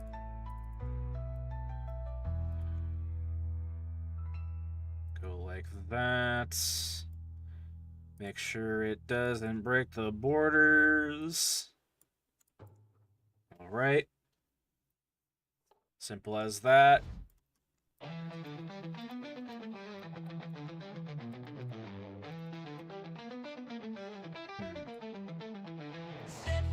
Take a look inside when monsters and magic and terror collide. A twisted land where shadows Odyssey. play. Oh, thanks for the raid, Odyssey. There. How was stream? How was your stream? This is a piece. Oh, thank God! I thought I was have to bring up the sticker rate. I thought it was Raiders, coming in to like set them on fire. I was making a ring. Nice. Nice. Over here, we're working on a. Pull it up, actually. Working on a herbalist style. A herbalist shelf thing, basically, for a herbalist shop. Go figure.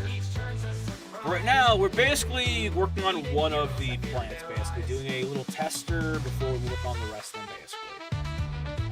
But yeah, we pull it up though.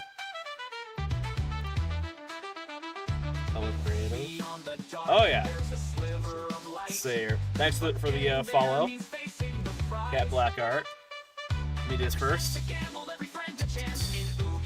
Recent Hanging Flowers. Nice to meet you too.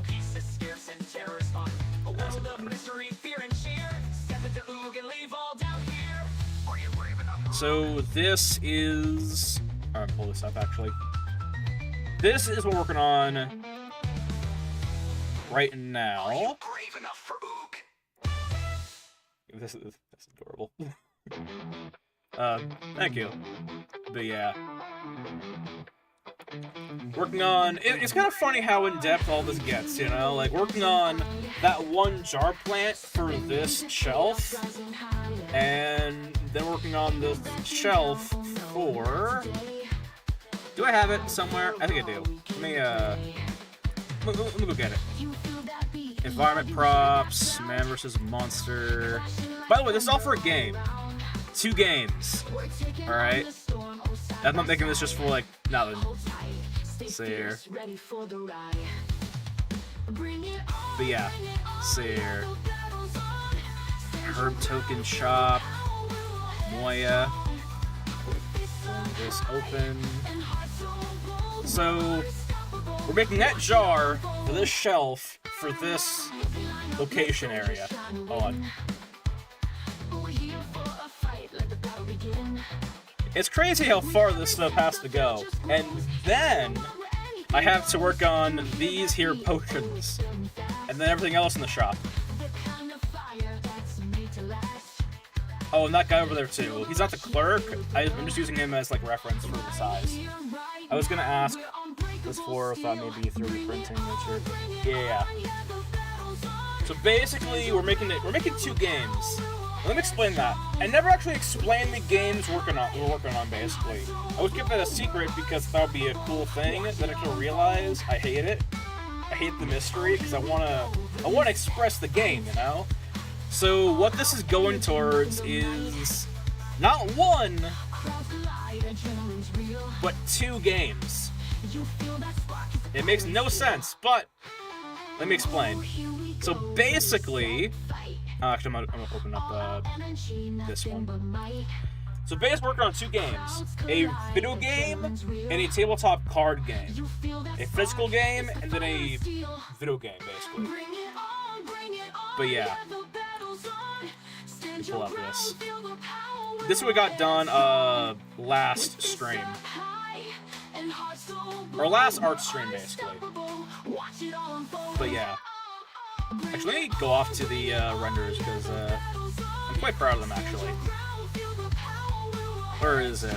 Ooh, weapons, sword, renders.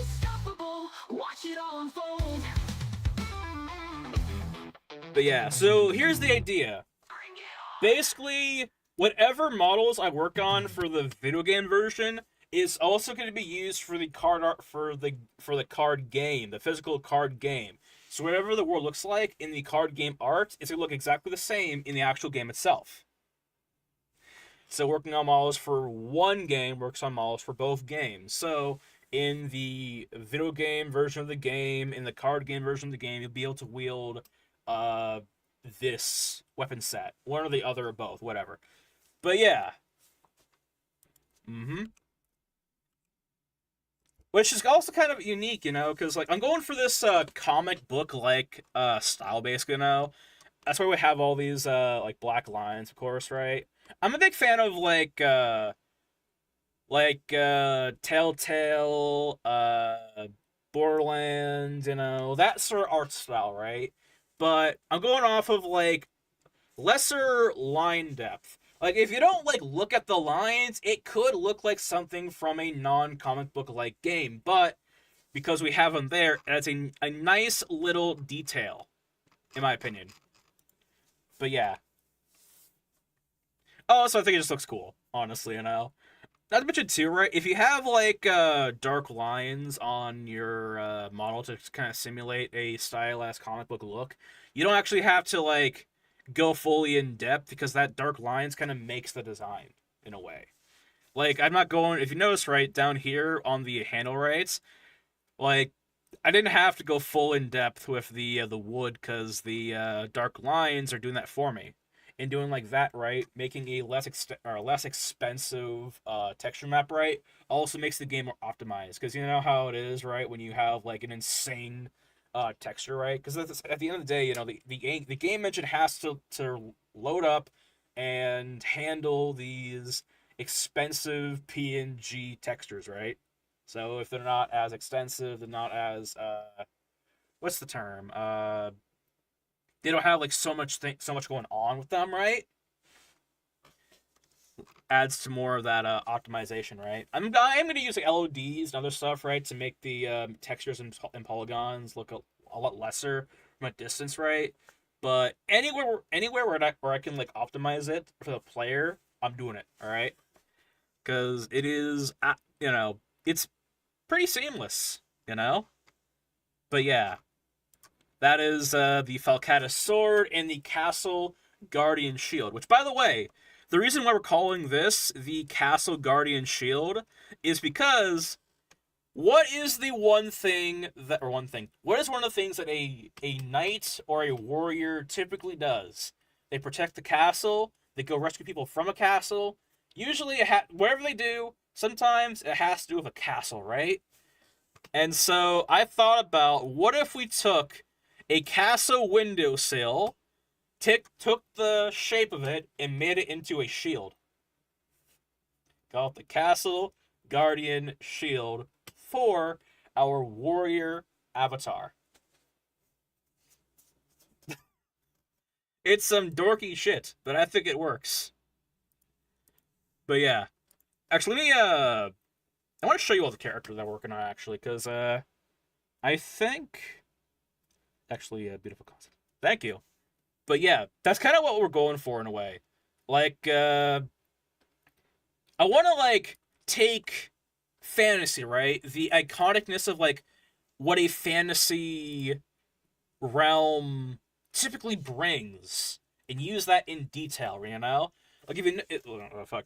So, like, in a lot of, my weapons, let's just say, like, the Falcata sword. Let me just pull it up one more time. On the bottom, we have an engraving, basically. An engraving of an animal.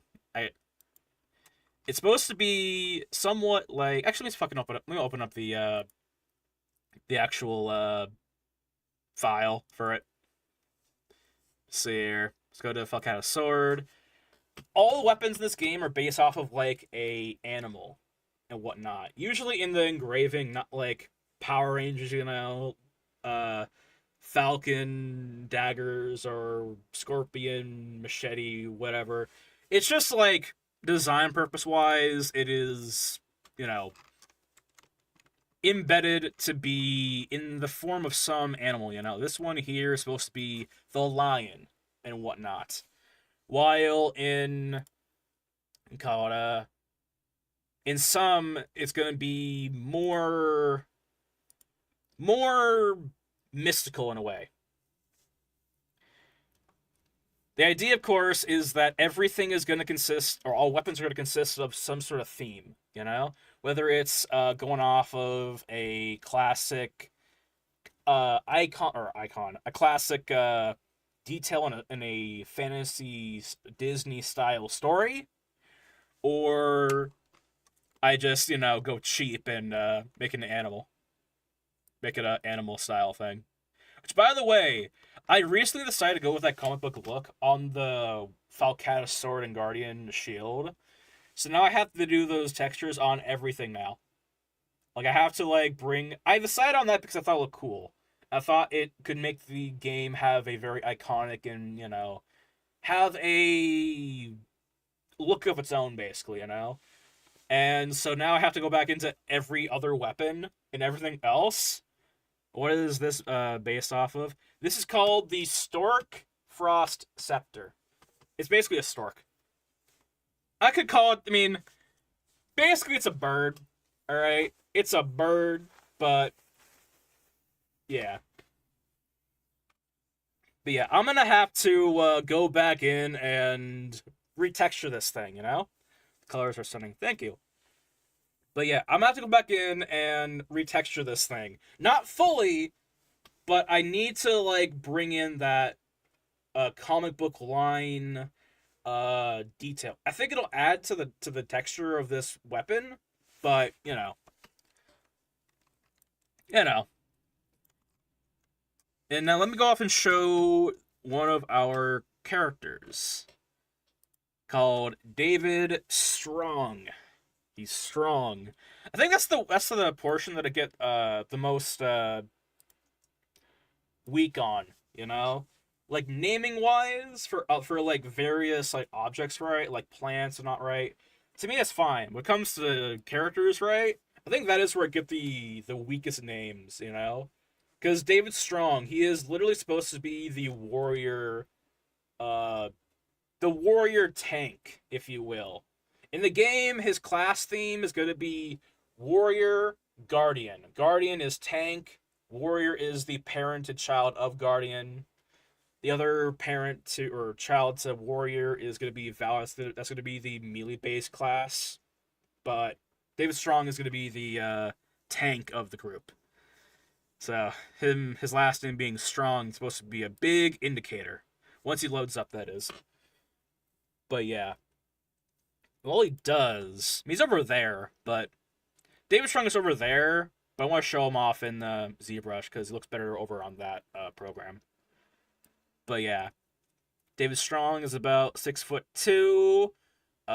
He is. Let's see here.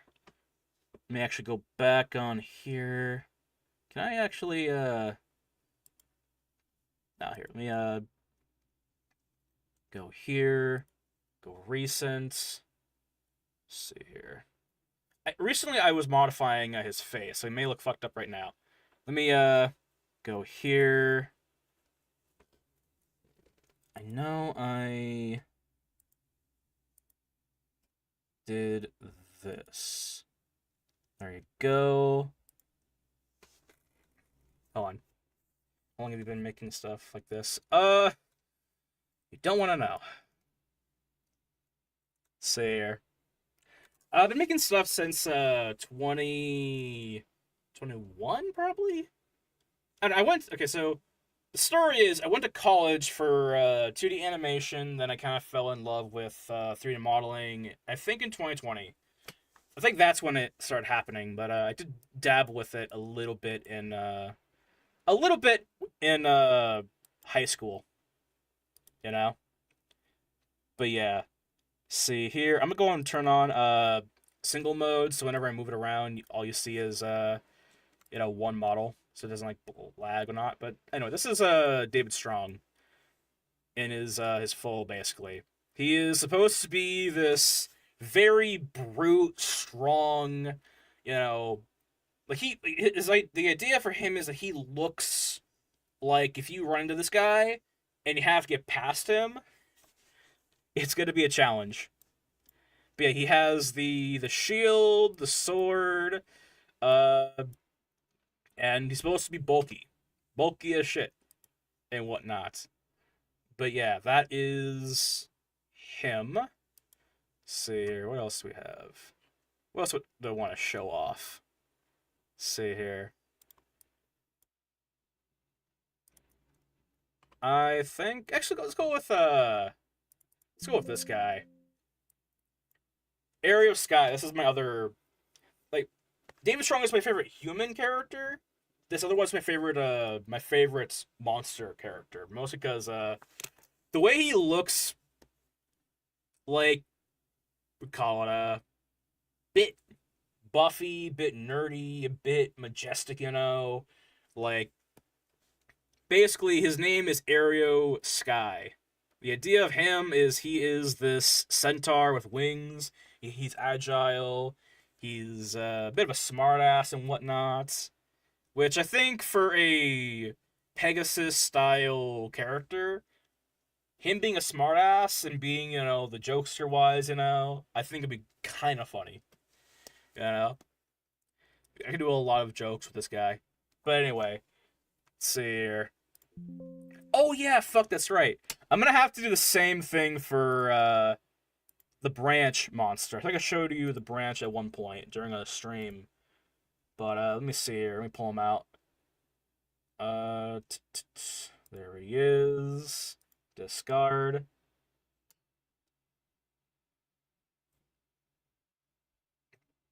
Wait for him to load. The beauty of these, the caveats of these files, right, is like once these files are like actually done, usually they are just so extensive and whatnot in their file size. But yeah, so this is called the Branch Monster. He's a Walking Dead tree zombie. He has the basically in both games, the card game. Textures 11. Thank you. Basically, actually, I want to actually show off his how he started and how he ends and whatnot. This is how he ends, but how he starts is kind of interesting to me. But basically, the guy here, he is a Walking Dead tree zombie. In both games, he'll have the ability to manipulate his arms into whatever the hell weapon he wants, basically. Well, as long as it's made out of wood. It sounds unique, it sounds powerful, but at the same time, it's wood. He is a dead tree. His wood is not exactly stable. So he is strong, he is durable, but he's the version of all looks, all bark, no bite a little bit. But yeah. He's kind of the joke character, if you will. Let me see here. Where is Oak? Here we go. This is how he started, basically. This is kind of, for those who do arts and you basically find yourself looking at some stage of your artwork, you think this will never look great. This is how this man started out basically. And we got him to do his high poly, got him to his texture form, then we rigged him. He is now able to move, he's able to walk around. Yeah, we fixed him, you know? Even without getting him in his wheelchair, basically, you know? We got him to walk, alright? That's an achievement in my mind. But yeah. God. Oh yeah, and these little bulbs on his back and front, basically. These are things, as a player in both games, you'll have to watch out for, basically. If you pop these little bulb pus thingies, what's going to happen is there'll be a nauseating gas that forms, basically. It creates nausea, it makes the player hallucinate and whatnot. In the video game, that's what it looked like. In the card game itself, there'll be some setbacks to how you use the main mechanics in the game itself. But all in all, that's the branch. At the start of this game, we want to have 8 characters, 4 humans and 4 monsters. It's going to consist of the Area of Sky, the Center of Wings, the branch, a mermaid, and a ghoul. A ghoul wrapped in leeches. It'll be sort of like Venom, except the leeches are like slowly killing the ghoul. In order to play as that ghoul and survive, you have to actually deal damage, because the ghouls will constantly be draining your health. In order to gain the health back, you have to deal damage. So basically, he's a damager, but he needs to be dealing the damage to survive and whatnot. You know? And as for humans, we have David Strong, the tank, Ernie Benson, the archer, Marcus Rowling, the ice mage, then Jamila Schubert, the physical-based damager, basically. She is the Valor theme and whatnot. And of course, I have to make all of these on stream. I already have like most of them, like, you know, modeled or whatnot. I just have to like get them to be UV'd. I think that is the thing that like pushes all this back. You know, it's just like eventually I'm gonna have to get these characters UV'd and reapologized. That's what sets it all back, because that's the boring part of all this. But yeah. Anyway, so let's go ahead and make this here, these two twig ball thingies into. Are you creating this alone or with other people? The art style I'm creating alone, basically, you know? All the arts I'm creating alone for right now. For the card game whatnot, I am playtesting that with my brother. He is the one who's coming up with a lot of the abbreviations, you know? He's the one who's, like, basically making sure, like, the card game runs smoothly, basically. Reminds me of Grey's Nest and Valhalla. I haven't played that game before, but yeah. So here. That's so cool. Is he working with you? He is. Yeah, yesterday, it's kind of funny, alright? So, we're playtesting the holy hell out of the card game. The card game we plan to release first before the actual video game itself, because the card game is just going to be a lot easier. Also, it's decent promotional material in a way, because like what the card art looks like in that, what the card art looks like will be what the game looks like. So that will give people way more goddamn insight what the game is gonna look like than in a goddamn trailer, right? Because in a trailer, it's all CGI. On the card, if it's rendered in the same engine the game is gonna be in, then it'll look the same all the way around, basically. But yeah. I don't know, but yesterday, good God, and not to anyone's fault, or my fault, or his fault, my brother, but we playtested this game yesterday, and oh my God. So, like, we had to do playtesting, extensive playtesting, just to make sure the game runs smoothly. It's fine, it's great, it's fun, it's enjoyable, it's not confusing, right? So, I have taken the liberty of playtesting this game several times in the past with other people or not, and I could eventually playtest this game live on stream with Tabletop Simulator. However, my brother and I, we spent 5 hours yesterday playing one game. This game isn't going to take 5 hours to beat. We spent 5 hours playtesting just one singular game. And just to make sure that it was, you know, perfectly fine, cards were understandable, the mechanics were not so tedious, you know, not so... What's the term I'm looking for? Not so repetitive. And yeah. But anyway, so basically, we spent 5 hours on that shit, basically. And the game itself, I have tried to speedrun the game with other people, basically.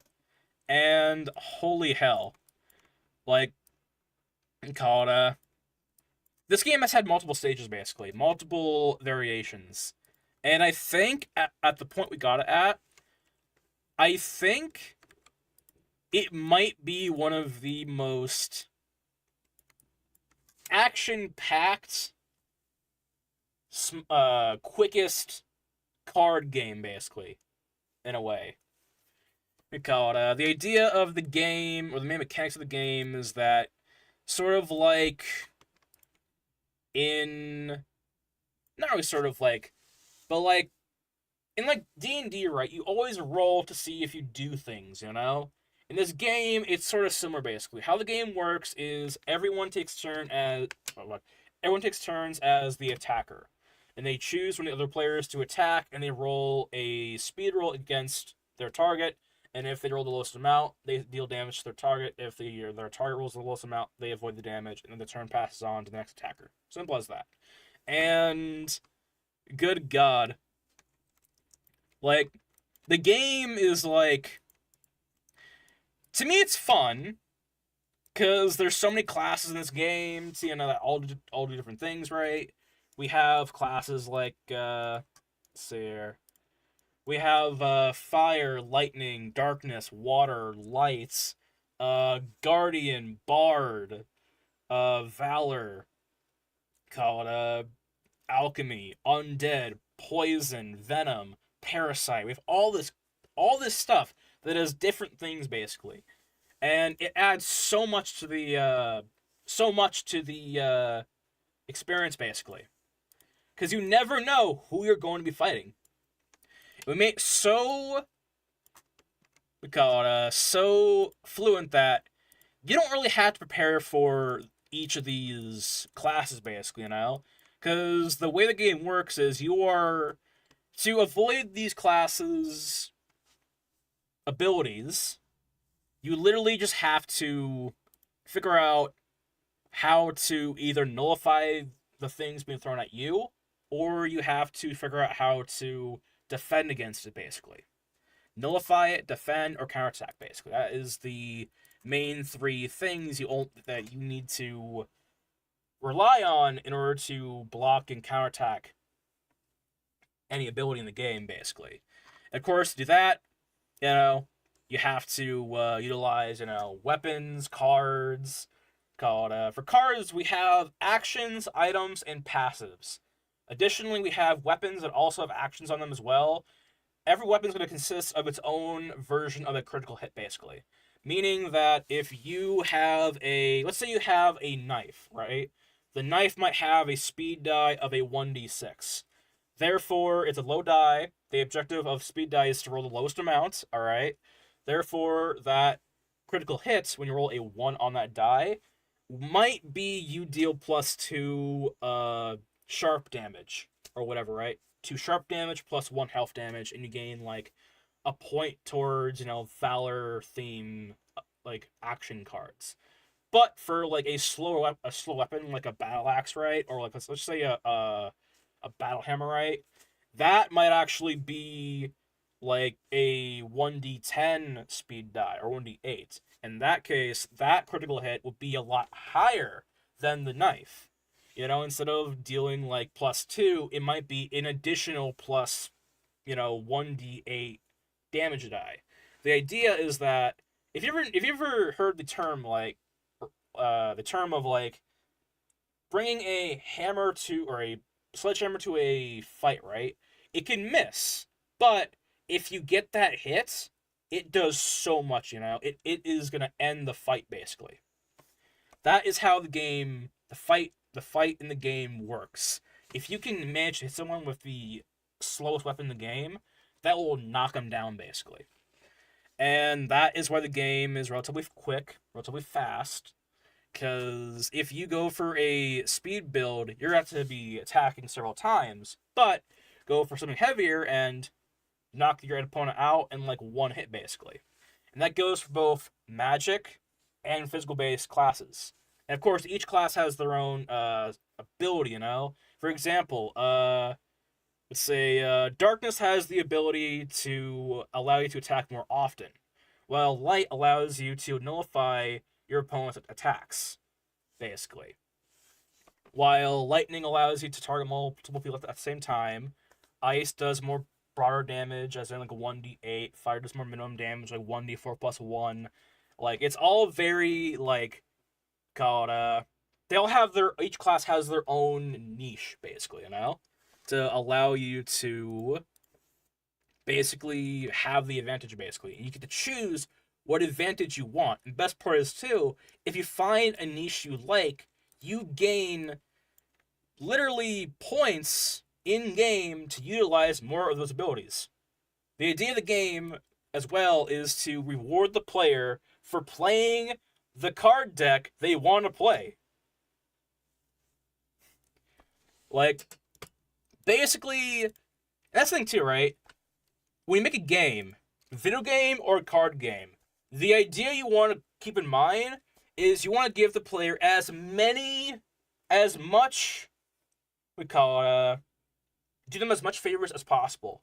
Not hand-holding, alright? Don't paint yellow paint in the map, right, to tell the player where to go. No hand-holding, but give them rewards for doing things on their own, But anyway, an ad's going to play. When that happens, take a little break, alright? An ad session queue will pop up, and we'll take a little break, alright? Alright, sweet. If it plays. If it doesn't play, if the ads don't play, we'll keep going. If they do, we'll just take a little break, alright? But yeah. Take a little break. See here.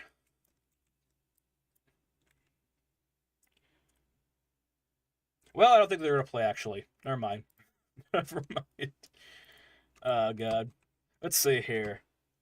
Am I followed you, Odyssey? I'm not. I'm going to follow you right now. Alright, cool. So this will be a PC game. I'll answer after the ads are over. Because I want everyone to hear this. I want everyone to hear this. But yeah. But to answer your question though right away, it's going to be a PC and a physical game basically. So actually, I'll wait for the ads to end, whatever. Because it's very in-depth and whatnot. And I'll explain how the game is going to be played, alright? Alright, no problem. Wait.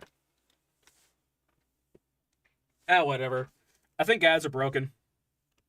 Anyway, so how the game is going to work is the card game is going to be a traditional card game. But the video game, it worked, yeah. I don't know. So how I have my stream set up right is like I have an iPad over there that tell me if ads are playing or not. Because Streamlabs does say that ads are in session. And my iPad over there says otherwise. So it's like whatever. Anyway, so basically the way the video game version is going to play is the game is called on the video game version. It's called Man vs. Monster Tournament Edition. Well, in the card game, it's just called Tabletop card game. Very distinct. But anyway, so let me actually explain this actually through Painter because it's kind of an interesting dynamic in a way. I think it'd be pretty cool in a way. So let's say we're playing with a team of 8 players, right? Here's how it's going to go. Let's say we have players 1, 2, 3... Let me space this out a little bit better. 3, 4, 5, 6, 7, 8, right? All these players pick an avatar. In the video game version, all these players pick an avatar, their weapons, their skills, their items. They're able to buy stuff and collect stuff in the map, but they start off with their own gear. And after about 2 to 3 minutes, or however much time I'm going to give the player of non-disclosed time, you're not going to be shown the time you're given. It is up to you to prepare for the fight best you can. It's kind of why you get to pick out your gear right off the gate, That way you are prepared for the fight no matter what. But after a non-disclosed amount of time, each player will be given a random target to find in the world. It's going to be we call it a small instance-based world, basically. As in, the world's going to be large enough to fit around 8 to 16 players without having it be so large that's hard for me to make, or it takes so long for me to make, but big enough to have 8 players roam around in, right? Be able to find each other, and not get lost. But after a non-disclosed amount of time, each player will be given a random person to find and target, basically, And after they get their assigned target, right, they must find each other and then kill each other, right? Let's say player 8 wins their round, player 7 wins their round, player 5 wins theirs, and player 1 wins their matchup, right?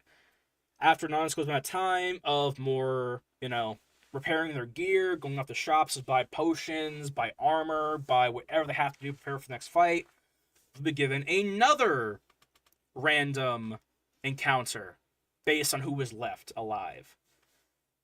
And the cycle will continue until there is the final 2 players for the semifinals, and they'll go at it in a head-to-head fight, That is how the game is going to work. Basically, you are going to be given time to prepare for a fight, a random ass person to fight, and if you win, you move on to the next round. The idea is that fights can happen anywhere, anytime, with anyone. And that's the video game version of the game. The card game is a little bit different.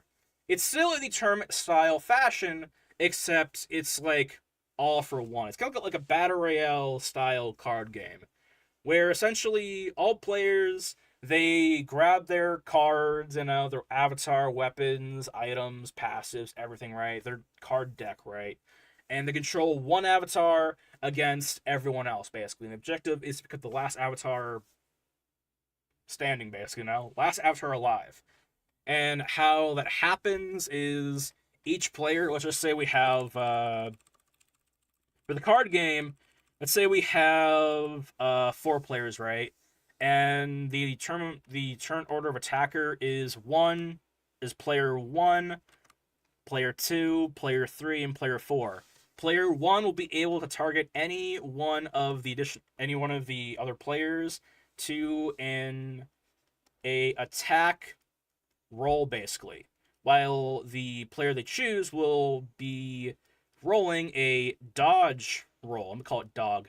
All right, call it attack. I'll call this one dog. It's dodge roll, but we're calling it dog. All right. Whoever rolls the lowest amount on their die located on their weapon. Let's say this guy rolls a 3. Yeah, 3. This guy rolls a 4. If the attacker wins, they will deal damage with their damage die on their weapon card that they have wielded, basically. But if the dodger rolls less, they will avoid the damage die. However, if they roll the same amount, they'll have to roll both dies again. Whoever rolls the lowest amount will deal damage to the other player with their weapon card wielded, basically. And so, in every single sequence, there is a chance for both players to get attacked. Therefore, you have to be wise on who you try to attack. Because someone might be faster than your avatar, but they might be weaker than your avatar. So if you take them out, that'll be a very big leap for you in the tournament card game wise, or the fight in the card game, right? Because that's the objective. You have to be the last man standing. So taking out the guy who is most likely to kill you might be the best opportunity. But you might also want to fight the weakest person, because in this game, dealing damage to someone, dealing damage with your niche, will reward you with points, gauge points to activate your skills, to activate more powerful abilities, which then you can use on the guy you're probably worried about, That's how the game works. Every player takes turns as the attacker. They try to attack another player. They activate cards and weapons and actions that gives them the advantage, or their opponent the disadvantage, right? and they try and become the last avatar standing, basically. And that's basically the card game. Simple as that. Everyone takes turns as the attacker. They pick someone to attack. They roll to see if they can. They deal damage if they can. If not, the next attacker goes up to bat to target someone else or one of the other players remaining, and the fight continues until you get down to that last person. And of course, whenever you deal damage to the avatar's health, and if the avatar's health goes down to 0, guess what? They fainted. They didn't die. Don't worry. They're not dead, they took a massive fireball to the face. Don't worry about it, But yeah. That's the game. That's the card game. The card game is you fight till you're the last man standing. The game version is you can fight anyone, anywhere, at any time, basically, in a tournament style fashion. And it's simple. It's crazy simple, basically, Instead of going for a sort of play style that is just so in depth that it's just hard to replicate, It's literally the same mechanic, the same play style, which is gonna be kind of easy on my part, comes to making the game, because what happens when you have a game that's easy to manage like that, you're able to refine it a lot better. That's one of the things about games. The more easier you make the game, the more simple you make the game, the easier it'll be to actually optimize the game itself. Because nothing breathes, oh my god, than having so many mechanics in a game. Bippity hoppity, I am... No, you're not. Fucking... Let's see here. But yeah, that is my whole, analysis on games, The more you add to the game, the more mechanics you add to the game, the more optimization you have to add, which makes sense, right? So if you add a proven to be fun layout, right, and it's as compact as it needs to be, you have less to optimize, right? And therefore, you have more time to optimize it and make it flawless. The idea of game design and game development, right? Game design especially, is to make the project easy for yourself, make it fun, I don't see Mercury. Yeah, Mercury hasn't been around here in a while. I know he's still alive. I know he's still breathing. I think wait, was he the one who posted the art? Or was it you? What's she here? Oh yeah, by the way, we have a Discord server. Down below, we have a Discord server. Alright? If you want to join that, feel free. I post links there to the stream. We post art, we post food, we post videos whenever I upload videos on the YouTube channel. Yeah. Let's see here. Oh, no, that was you who posted the neon stuff. Never mind, he's probably dead. Who knows? Never mind. But yeah, if you didn't know, Karma, I revealed the game. I revealed it. It was, not a spur-of-the-moment decision. It was more like, fuck it, we ball, basically. But yeah. So anyway, we're working on both a video game and a card game, respectively. More neonish art. Yeah. It's cool, though. Oh! Do you want me to show this on stream? The new art you posted up in the art chat.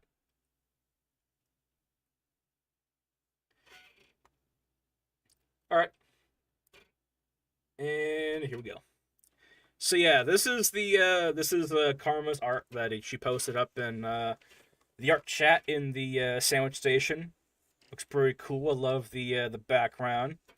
I'm a big sucker for like these like very simple color changes, you know. But yeah, I like the sleeves, you know, the multicolor, you know. I love the green hands. Like this. This is what I prefer. Like we call it like shading to be like, you know, not so complicated. It doesn't gotta be like a gradient, you know. All it has to be is just a light color on or a light color underneath to simulate light, and a dark color, similar dark color on top of it to simulate shadow, basically. You know, and I get that too over here, you know, with these sleeves as well. Same down here too, you know. And he has like 6 arms too. He's Spider-Man. Air. Oh, I think I actually get it actually. Oh, and his fucking neck has called wires in it. Would it technically be Spider-Man? Man Spider. Oh yeah, technically. Now your comics. Final leave. Let's see here. Air. Nice. Reminds me of what's that one? Danny Phantom, you know? It has that art style feel to it, you know? Here we go. Alright. And it has that art style feel to it, you know? Of like Danny Phantom, you know. Mostly because like every ghoul there was like green, you know?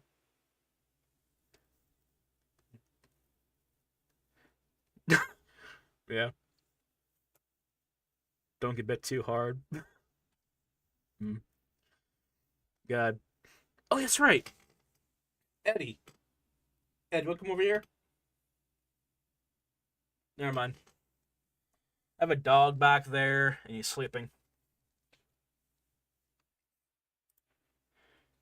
I've learned how to do this. You did. Let me see here. Can I increase the size of this thing, or am I whatever? Oh, we can open. Oh, let's do this actually. Open in browser. Give it more of a close up. Time to braid this art like people did in college. No, I'm just kidding. Sare. Nice. You know what I love?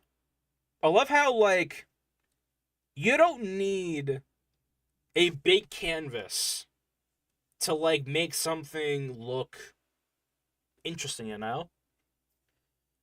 Like we call it that's what I see a lot of people do in like either if it was in college or like it's like online, you know? People think, "Oh, I have to use a call it 4,000 by 2,000 pixel canvas." And just like, no, you don't. Just learn your line weights, learn your shadow, learn your composition, have a plan. That's the most important part.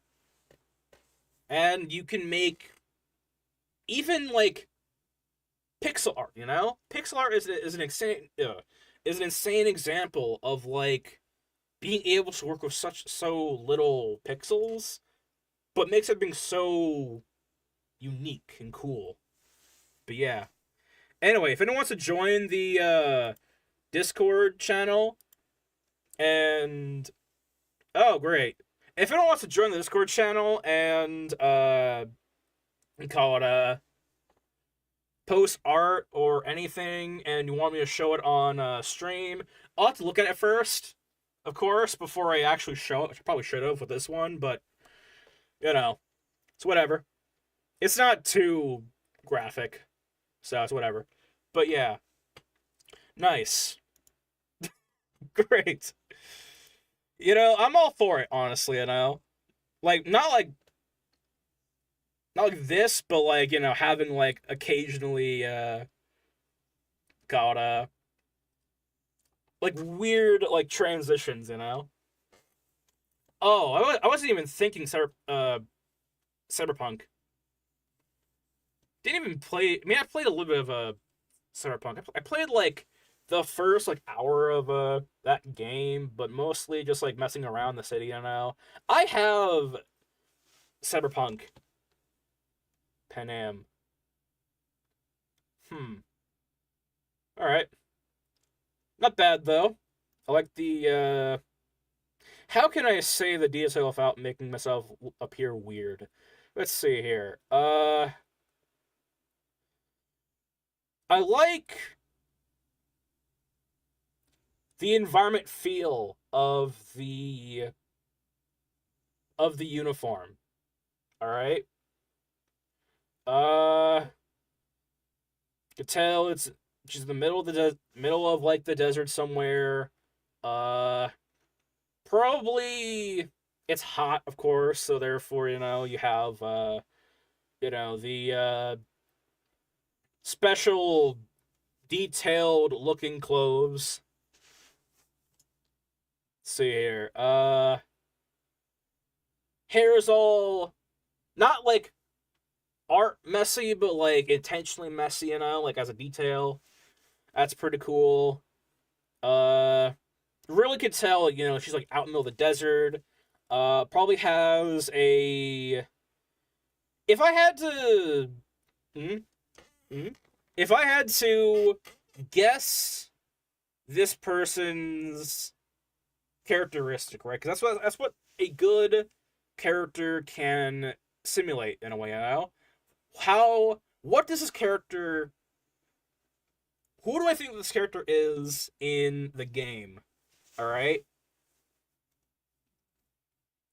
I would suspect.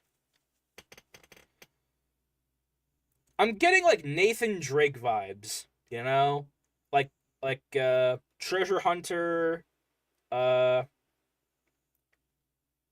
treasure hunter, like tomboy-ish, probably, maybe someone who's like very like flirty, but flirty in the way to like we call it like get ahead, You know how like in games like Nathan Drake, right? There'll be a female character, he'll flirt with Nathan Drake, and then that female character like pickpocket him, pickpocket like a key or something off him, That's the type of vibe I'm getting from her. Oh wait, hold on. What the hell is she what's that thing on like underneath her? A strap. Tomboyish explorer, but surprisingly decently awkward and not for it as she looks.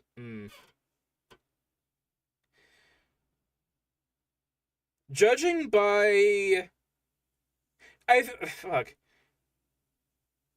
Actually, no. I think that's too far-fetched. I was gonna say she's probably someone who likes to lift things based on that strap thing on her clothing.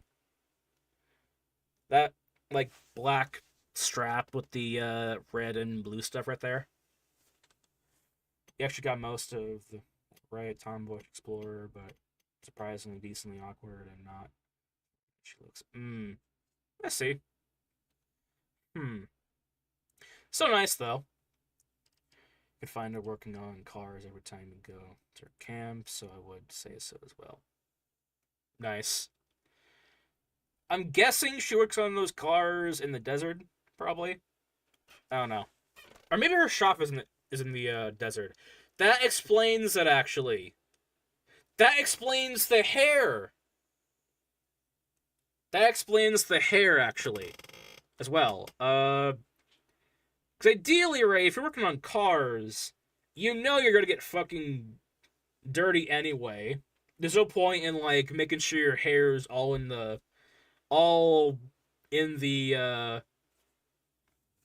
ties, or the scrunchie or whatever, right? You're like, she's intentionally messy as a character design in her hair because she works on cars, and because of that, it's like, look, I'm gonna get messy. It's gonna be rough. I'm not gonna be doing my hair every 20 minutes of the day, That makes sense. But yeah, if anyone wants to, like, even food, alright? Even food. Like, if anyone wants to, like, post in, like... I'll get back. Welcome back. We're looking at Pam from Cyberpunk. Let's see here. And how I was comparing her to a Nathan Drake character. But yeah. Let's see here.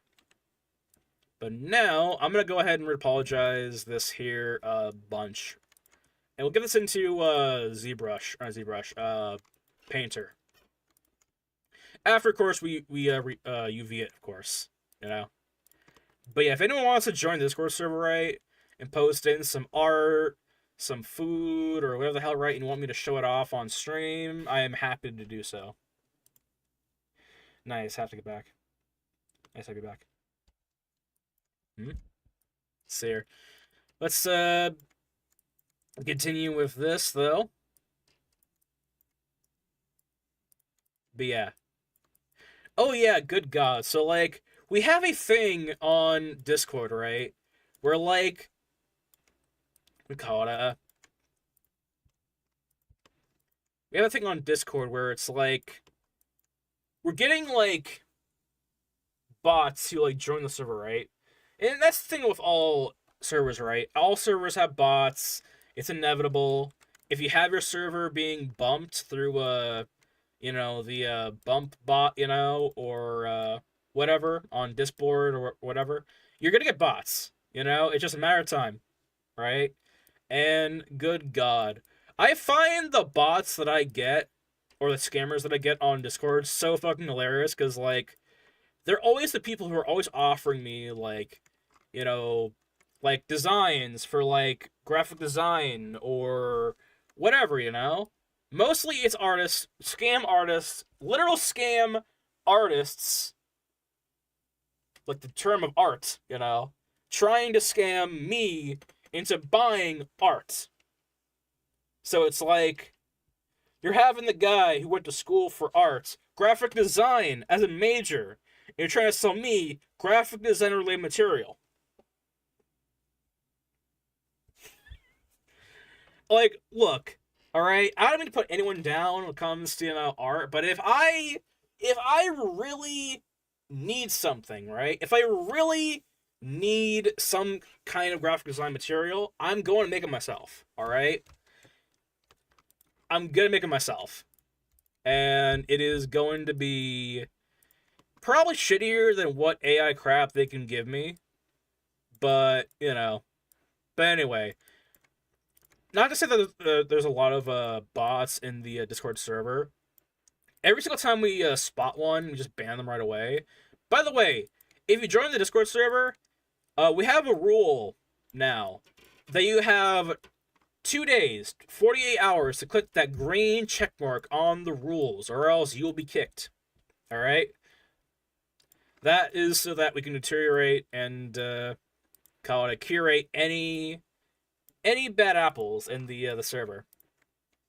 But yeah. See here. But anyway. So what I'm doing right now is I'm trying to get this ball here, like, on the outside a little bit of this here spikiness stuff, right? And that is so that we can actually have this thing be baked onto the ball here, basically. You'll see what that looks like in a minute. It's pretty interesting. So how we usually get models in games appear so high quality, despite having, like, very low polygon counts, right, is we usually like to use high polys, like bake high poly models onto low poly models. Therefore, we get all of those unique looking textures or not. All those unique, you know, curvature pieces, you know, all that niceness or not. And what that consists of is having the low poly sort of mask over the high poly. And to do that, we need to have as much of this low poly covering the high poly as possible, basically. But yeah. Oh my god, it reminds me actually for some reason. So, it's the end of the year, right? It is the 30th. Next Wednesday, I believe, is like gonna be 25th or 2025, right? Uh, this is the last stream of the year, basically. Maybe it looks like I decided to do one tonight, or whenever. But good God, so I went off to like buy just to make a end of the year dinner for my family. I went off to go buy 90 around 96 ounces of chuck roast. All right, I like just woke up one morning. No lie, I woke up one morning and thought, you know, it'd be really nice. It'll be really definitely the healthiest choice of my life. You know, going off at 9 in the morning and buying just 100 ounces of steak. So why not? Be fun. And good God, so like, oh, I think actually let me just actually real fast. All right, cool. I'm telling a story, so I'm gonna snooze the ads. Anyway, so what happened was, right, the store that I go to like buy most of the meat is most of my resources to make, you know, dinners, right? They stopped handing out or giving away free bags to people. And they have done this since the 4th of December, basically. And we call it. So I have learned to whenever I'm going out, I have to bring my own like plastic, like T-Mobile like bag thing. You know, it's like one of those plastic bags you'd probably take with you to like the beach or whatever, right? But anyway, so I go there, right, and mind you, they don't have this get your own bag at the front of the store. They have the sign that you have to have your own bags, or they're not going to give you any bags at the front of the till. So you don't know if you're going to be you don't know if they're going to have bags until you get to the front of the store, basically. It's not at the front door. It's at the cash register, basically. So it's like, you don't know until it's too late. And good God was called what was it, Friday? Friday was not a good last Friday of the year for a lot of people. Cause I go there, right? And there are just countless people in line asking, where are the bags at? Give me the bags. What do you mean you guys don't have any bags? You're a store. And I'm looking at this shit, right? There is this poor, just this kid, right? Who is just having to sit there as his mother is just, you know, cursing out the employee. And I'm pretty sure, I mean, no shit, the employees have nothing to do with the bags not being there, or them not being able to give out any more bags, right? They have nothing they do is reliant on that. This mother acted like, you know, they were like the keeper of the bags, right?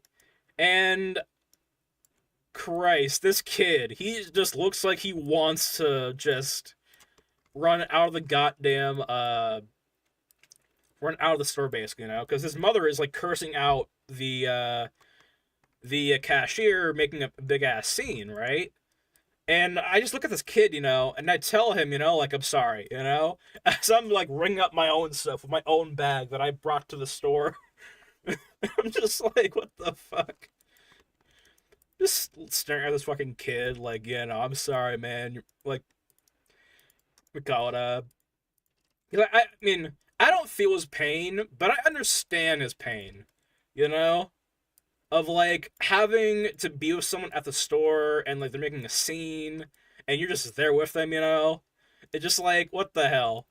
You know? Like, this is not the morning he wanted to wake up to, basically. Probably. but good God, it was funny. Oh yeah, and like everyone is getting so self-entitled. I was going over to the meat section, right? To package to grab the abundance of chuck roast that I was going off to get for the end of the year dinner, basically. And good God, some woman came up to me and said, "Hey, can I borrow your Can I borrow your bag?" I had one bag, by the way. It was just the one teamable bag that I had with me, just to go off to get the chuck roast, some onions, make some caramelized onions, and a bunch of other stuff too. Some cooking wine, some red cooking wine, and some other stuff too. And I'm like, no, all right. Like, if I had two bags with me, two disposable bags, like a paper bag or whatever the hell, right? Sure, I would give her one. But, like, I had the one bag, god damn it. She saw that I had the one bag, alright? I don't have an extra bag. Like, we're gonna share one bag? Like, Just like, what the fuck? But yeah. That's my, that's what happened to me on Friday. Anyway, and that's gonna play. When that happens, I'll continue working, but I'll just kind of like pause the stories. Whenever ads play, I always pause the storytelling, basically. That way, we can all listen to my stressful days together. Not really. I have fun with these oddly specific days, honestly, Like, it's not annoying to me. It's more or less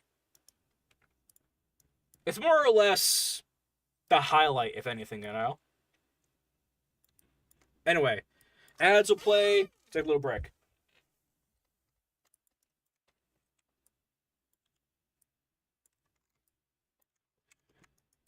See here.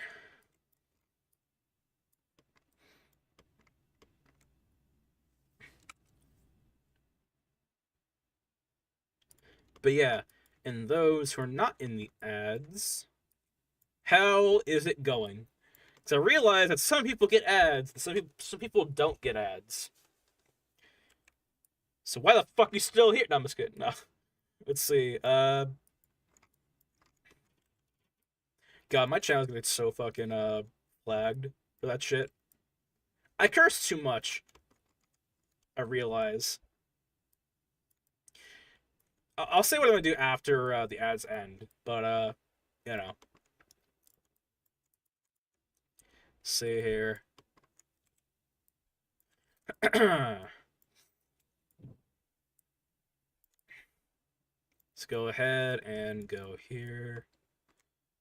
Alright. I think ads are almost done. Are they even playing? I don't think they are. Alright. So, basically, what happened was, right, is, I bought 3 chuck roasts, basically, 3 chuck roasts. Ads are a lie again. Alright. Here, let me do one check, actually. Do we still have pre-rolls on? We do have pre-rolls on. Never mind. I was gonna say, if pre-rolls were off, I would intentionally put on ads so we could have pre-rolls so no one gets an ad upon entering the stream, of course. But, Anyway, so what happened was I bought 3, like, 2 pounds of chuck roast, basically, because I wanted to practice making chuck roast. And I've been making chuck roast every day. Even today. Just to practice, Because I am someone who knows I'm going to mess things up, I know what's going to happen, so let's just get some test rounds, right? Test rounds in and just work with what we have and just try and get the best roast. Get the best recipe for steak, And so I bought 3 things of chuck roast. And God, I wish do I want to post it? I don't know if I want to post it. Nothing bad happened, but so I like to experiment with different marinades, basically, And usually I will do 2 types of marinades. I'll either do just a normal plain seasoning marinade. I'll take the roast out of the packaging, pat it down with some towels, get the moisture off, then start putting on some salt to let it marinate on the counter for like 30 minutes, right? That allows that steak to cook pretty damn evenly, not evenly. It allows the steak to be a little bit more tender and whatnot, and draws out some of the moisture or not. So when I put it into the onto the pan, right, it doesn't like burn itself, right? Because here's the thing, right? Using different oils, right, burns a lot faster than others, right? But if you use wine, it doesn't burn as fast. So you're able to cook this gigantic ass fucking chuck roast without burning the bitch, basically. Without burning the whole thing. And that's the thing too. That's what I learned. Alright? If you try and cook a giant piece of meat, there's a good chance that it may burn. Because, other things in the pan will burn before that thing is even done cooking, basically. And so, what I've done now is I've created a little fun bag, if you will. Actually, let me post the photo in Discord, because I want to show it off.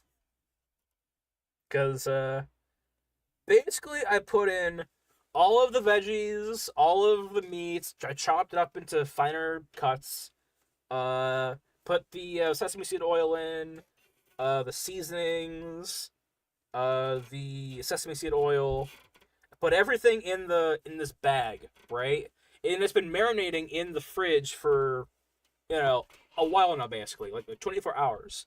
So imagine so basically I just casually just have like 72 or so ounces of like chuck roast in the fridge, just marinating for 24 hours, basically. Just so casually, basically. And I love it because I like to I don't hide whenever I'm doing something obscure, potentially, around here. It's in my family. Because I think it's funny, in a way. So, like, let's see here. Put it in the food chat of the server. See here. So, we call it the fun bag, alright? It's got everything you need inside of it, basically. It has the onions, it has the meat, it has the asparagus, it has the seasoning, it has the juices, right? Marinating with each other, basically. And all I have to do is just take this bag and just empty it out onto a stovetop and just cook it all, basically. And I just have this in a bowl in the fridge right now. As soon as someone opens the door, they're going to see this gigantic ass bag of meat, basically. No one knows about it yet. And also this party bag of popcorn, basically. I'm also making some caramel corn now. Basically, it's going to be a s'mores level popcorn, basically. Took some kernels, or half cup of kernels, popped it, made some caramel with some white sugar, brown sugar, water, vanilla extract. Poured it into the bag, mixed it around, took some chocolate, mixed it around, took some cinnamon, mixed that around as well. Put this in the freezer so the caramel can harden faster and whatnot. I tried a little bit. Oh my god, I'm gonna get diabetes. It is insane. So yeah. We have some fun bags now and some party bags. Yeah. No one knows about it though, so people will be surprised when they wake up and find that shit lying around. I don't tell anyone what the hell I'm getting. They just open the fridge and they just see it, like, oh god, we have like a cow in the fridge. Like, that is the entertainment of around here, basically. Just like opening that fridge and seeing like a gigantic ass thing of fucking steak, like, uh-oh. It's happening again. But yeah. Anyway, let me go ahead and continue with the this thing here. Pull this thing out like so. But yeah.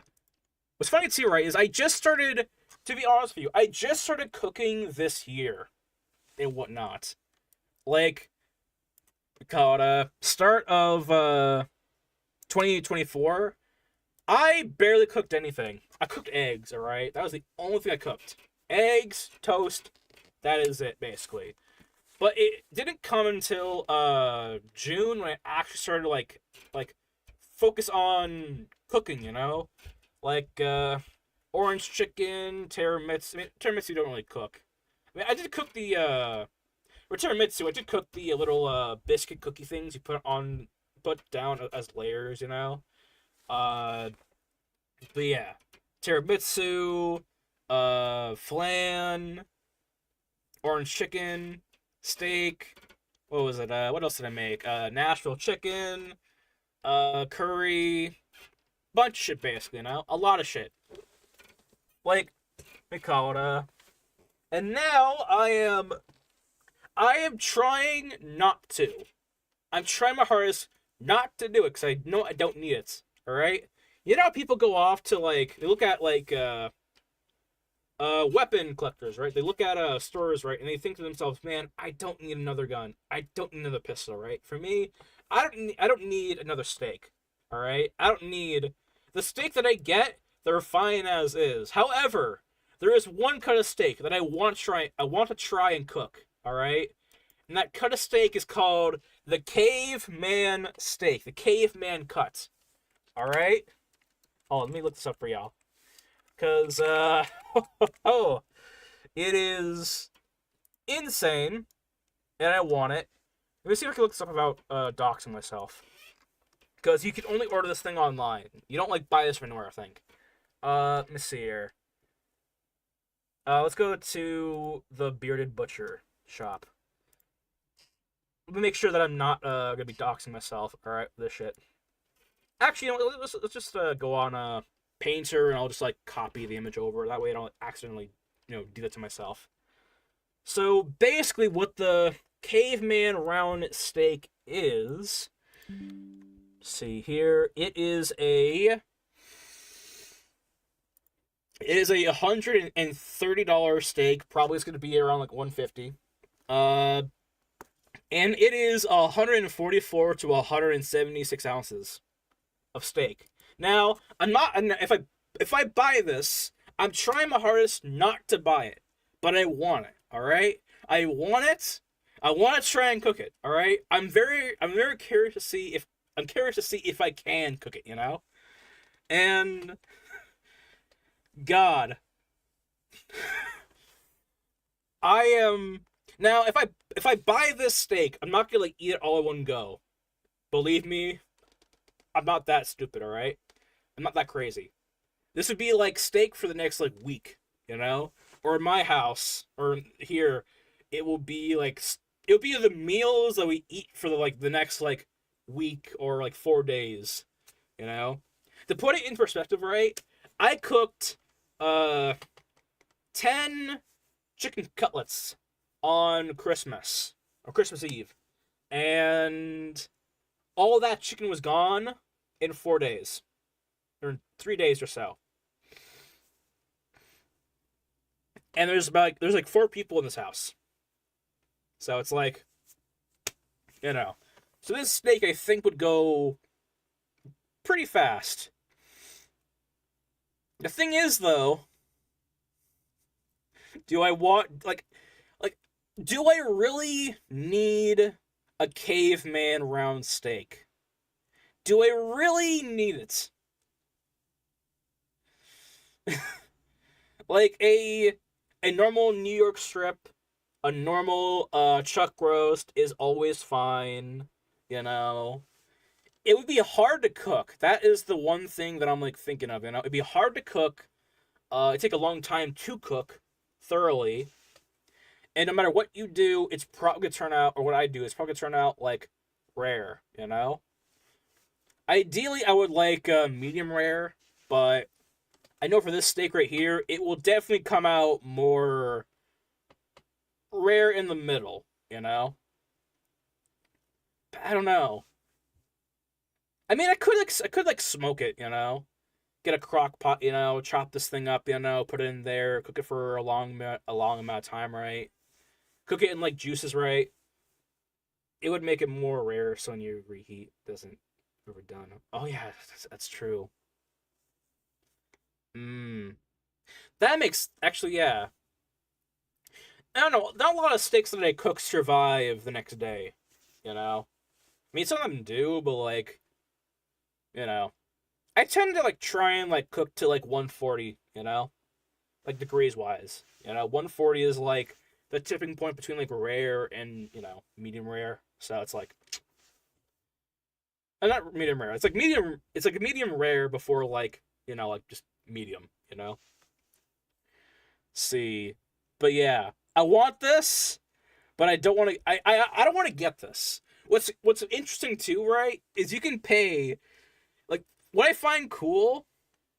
Yeah, that's some good doneness. Yeah, like what I find not cool but kind of funny is like we call it this down here. You know, like this. Just hold on. This little market scheme right here, basically. You know, you can pay. You can pay 4 interest fees of interest fee installments of about $32, right? I love how most of the time, right, you would only find like this option here on like a piece of technology, right? Like a keyboard or a monitor or a TV on Amazon, right? TV is like, I don't know, like 300, $500. They tell you, oh, if you want to pay like $100 every week, that's fine. Typically, this is on the technology standards, right? Technology wise items. I mean, this steak is like, it's like it's reached the standard of like being able to be bought like a fucking TV. It's like, what the fuck? Like, I could put a down payment on this bitch. I can probably auction this shit off. I could probably give it away. I don't know. You know what? You know what I might do? It'd be so... You know what? Okay. It'd be kind of cool, and I wouldn't mind doing it because I feel like if this... If we could do this in the future, I would definitely love to do it. I would love to be able to, like give back in a way, you know?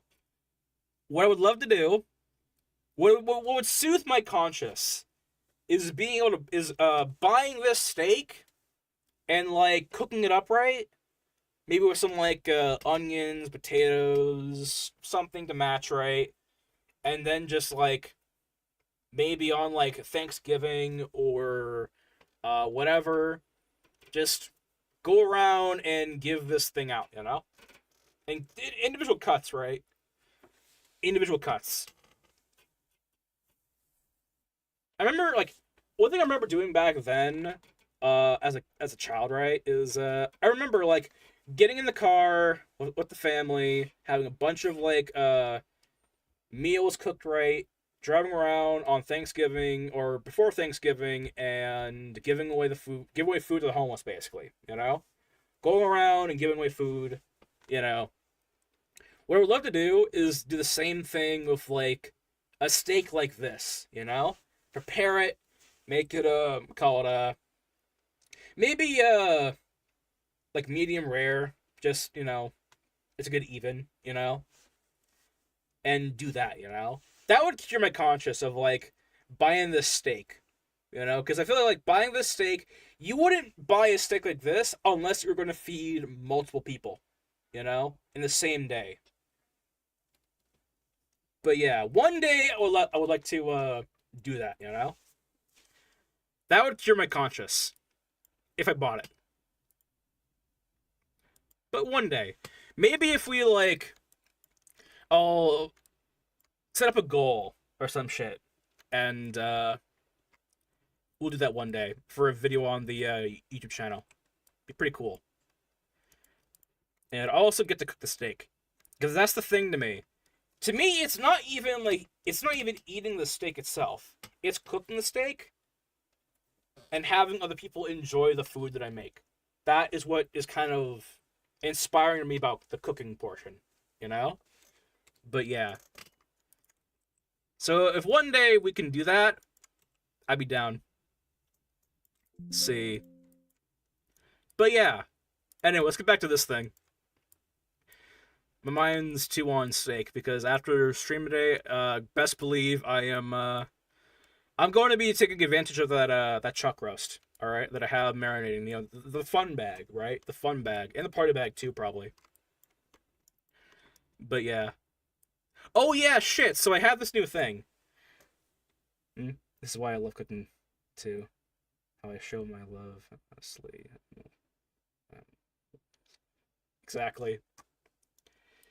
Having, like, being able to, like, cook something, no matter how long it takes, and have that food just, like, be just gobbled up in, like, less than a weekend of time, to me, is such a good feeling, you know?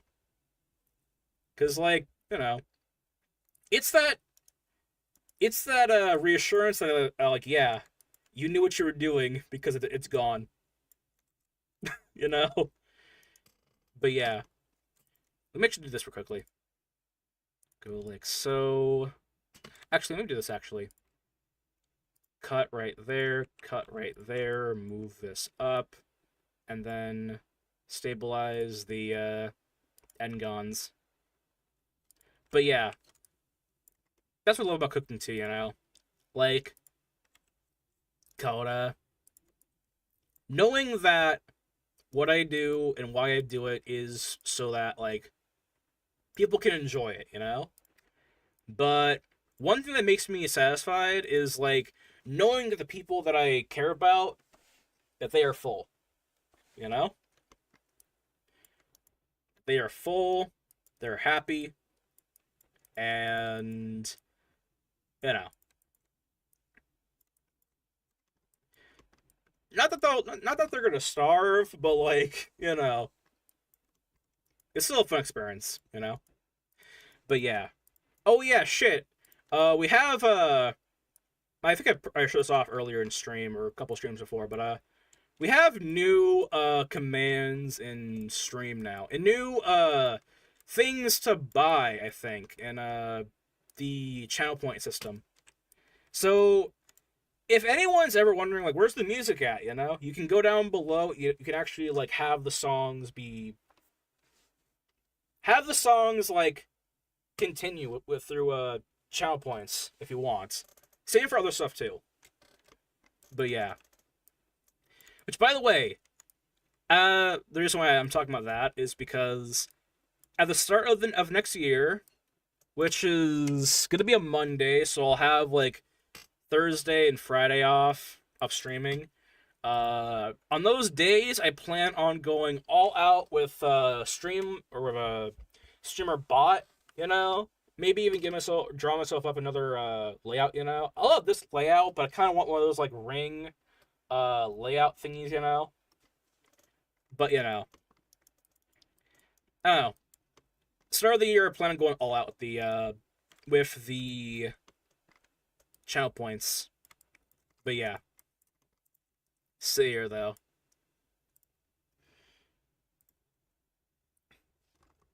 Let's go ahead and do this, though. But, if, let me actually,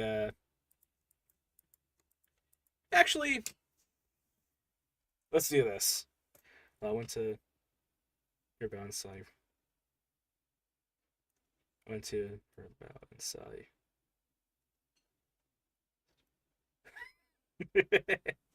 Yeah. Yeah. What's kind of funny too is I forgot that was there.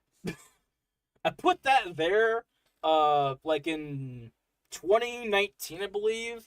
Because believe it or not, I started like actually streaming, in May of this year, May 27th.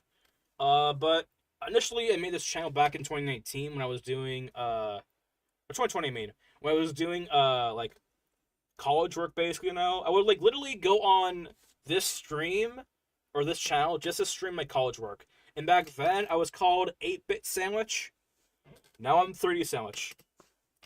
I've leveled up, or downscaled, depending on how you look at it, basically. But yeah. Anyway, Let me do this first. Where is it?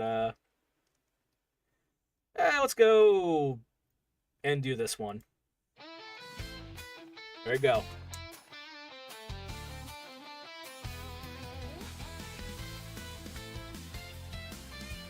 But yeah, now, when the new year starts, I want to have a queued up song list for channel points. Make sure everything is all spiffy. Let's go. Alright, so let's go ahead and try and get this thing done before it is time.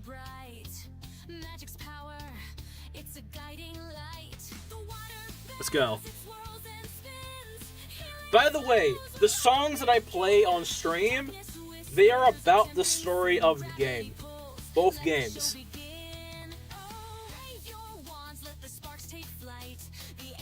I figured, hey, I don't want copyright issues.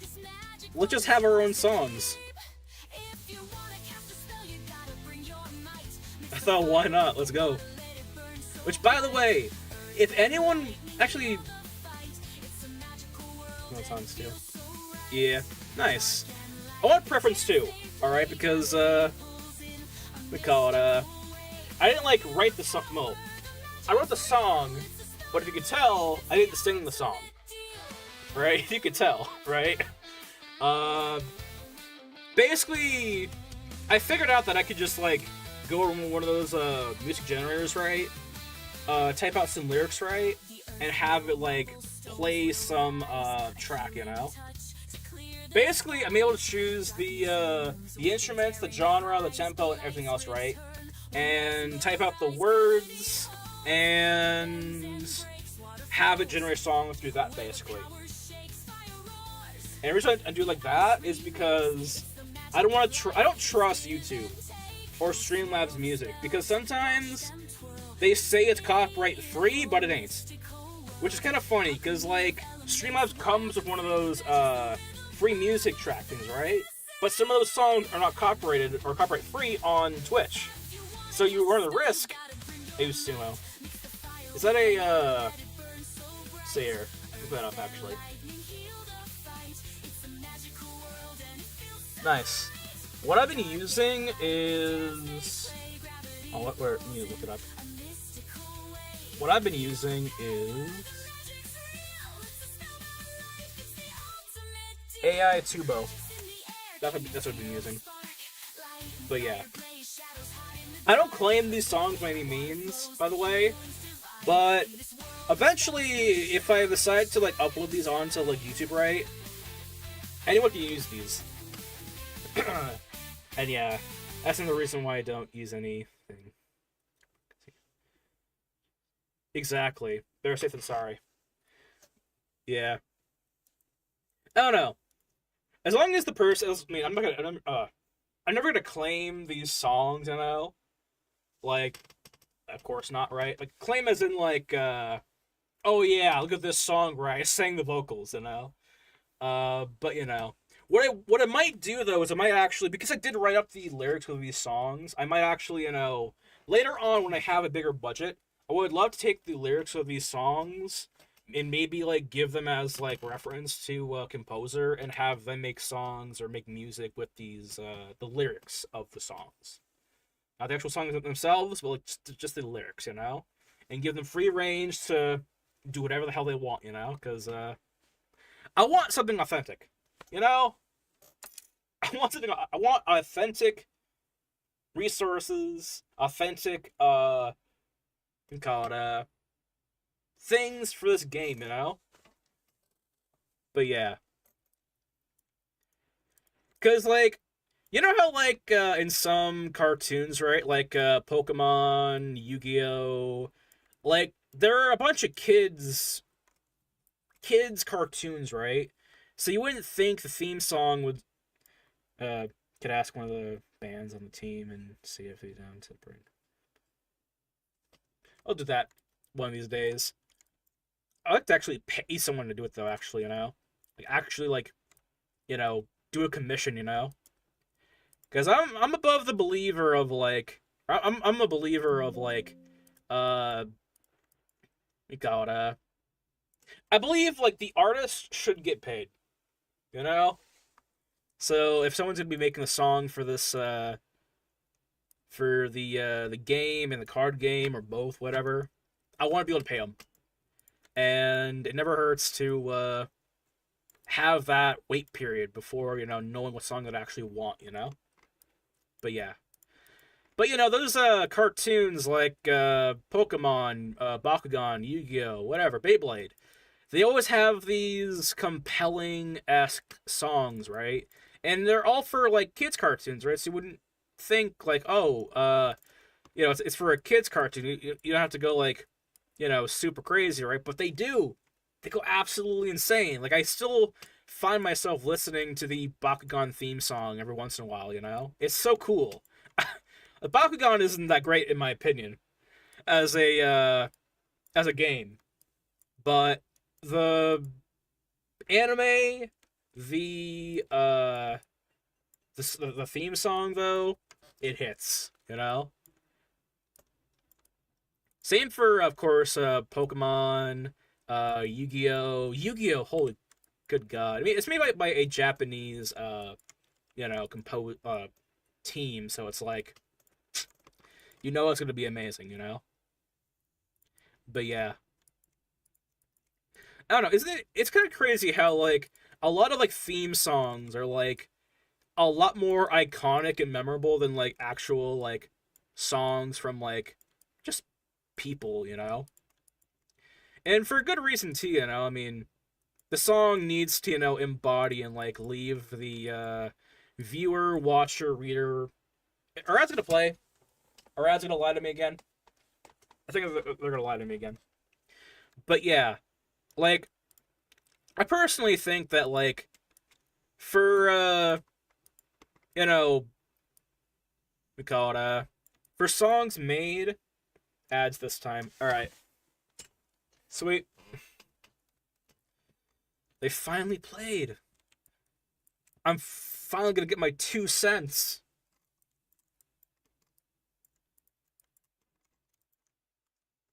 But yeah. Wait for ads to stop, then we'll continue with the what I was saying. By the way, let's see here. How many people do we have here? Because I would like to do something special for someone else as well. Who is online right at this moment? Alright. Sweet. Are they... Here, I'm gonna wait till the ads... It says the ads are done, because, my iPad over there says otherwise, that the ads are still playing, so it's like, But anyway, wait for the ads queue thing to stop, then we'll continue with the stories. But yeah. And I think we're all back. 1 second. Okay, we're back. So basically, what I was saying is, it makes sense for a something like a kid's show or a cartoon to, like, have an amazing, theme song, right? Because, like, that is what the viewer is going to remember that show by, Like, we all know, that What's Your Scooby-Doo theme song, right? We all know it from the beat, the band that plays it, right? And, it's like what you imagine in your mind when you think of that show, right? I want one for mine. Alright? I want one. Alright? As an artist, who wants to literally make a whole universe. And that's the thing, too. I'm not just making a card game and a video game just to make a card game and a video game, right? Not just because, it's 2 games, 2 is better than 1. Ha ha ha, Nah. Like, I am legitimately, like, writing a story off this game. Well, it goes both ways, but I'm writing a story, then the games are based off of that story, and yeah. But if you reverse it, you know, the card game in the game is also based off of that story that I'm writing, you know? But yeah, I want to make a whole ass thing. And if she's still here, Karma knows this. I'm basically making a whole ass continent for this universe. And I have a literal 100-page, almost 100-page script of what every continent does, or every state does in the continent, basically. And that is going to be like the roadmap for the video game portion of the game and the card game itself, because there's a lot of things to explore and whatnot in this game genre, you know, or a franchise, I should say. But yeah. And all that, of course, me and my brother are trying to figure out the best way to, like, perceive that, you know? And we think the card game is going to be a decent little start. I'm going to increase the polygons in this, actually. Just because I think we need to get the detail down. But yeah. Anyway, so one thing oh yeah, let's focus on one thing that happened. So basically, what was that one thing that happened to me recently? Oh yeah, so good God, so Christmas, right? How was everyone's Christmas? 'Cause mine was interesting. I mean, not the day of Christmas, but like every day from like September to like Christmas Day, basically. It wasn't like some extravagant thing happening every single day. It was more like I had to like be careful about like what I did. Cause I bought presents for people, of course. My family and whatnot. And Jesus Christ, it was interesting because the way I had to like hide everything from my people, you know. So basically, I'm not someone who likes to wrap gifts. All right, I have never been someone to wrap a gift. If you ever receive a gift from me, best believe the wrapping paper is going to be the Amazon box it comes with. All right, that's the wrapping paper. There you go. You know, auto wrapped. Don't mind the address, you know, or the sticker, you know. But yeah, let's see here. Actually, let's try like this actually. But yeah. So anyway, so I bought my brother some interesting toys. We're gonna call these toys, the brand of toys, what should we call these things so I don't get banned? Let's call them, we'll call them water guns, alright? So I bought my brother a flintlock water gun and a musket water gun, alright? And it has the entire, setup, right? The ramrod, you know, the water gun nipple thing to, you know, pour the water gunpowder, you know, the water gunpowder into the weapon, you know. It has the water metal pellets to, you know, ram down into the gun, right, to, you know, fire it off, right? They're like the real water muskets and water flintlocks, you know. And I had to hide those in the most obscure ways possible because first I just didn't take them out of the box, right? And because I thought I could just hide them as is, right? And the box, at least for the water musket, it said on the box in, like, just a line of text, like 100, like, we call it, you know those, name brand, like Nike shoes, right? They have the Nike logo, like, in a pattern, like, all across the entirety of the box, right? Imagine that. But, the box says water rifle all over the box. Just water rifle. And I'm like, that's pretty obvious. Because, you know. So I thought, okay, whatever. I'm just gonna take the water musket out of the box, alright? And I will just put it in the closet, you know? Because it can fit in the closet like that, you know? And also there wouldn't be this gigantic bulge, this rectangle bulge in the closet, you know? And I realized I have to assemble the water musket. And so that was one night.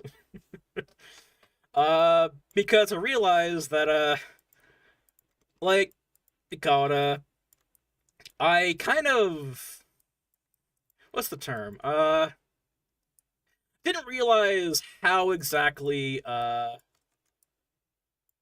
it was going to go, basically, you know? I just assumed that I would get a box. I open it up. There is the water,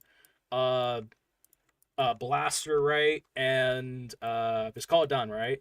Because initially I bought, before the water musket, I bought the water flintlock, right?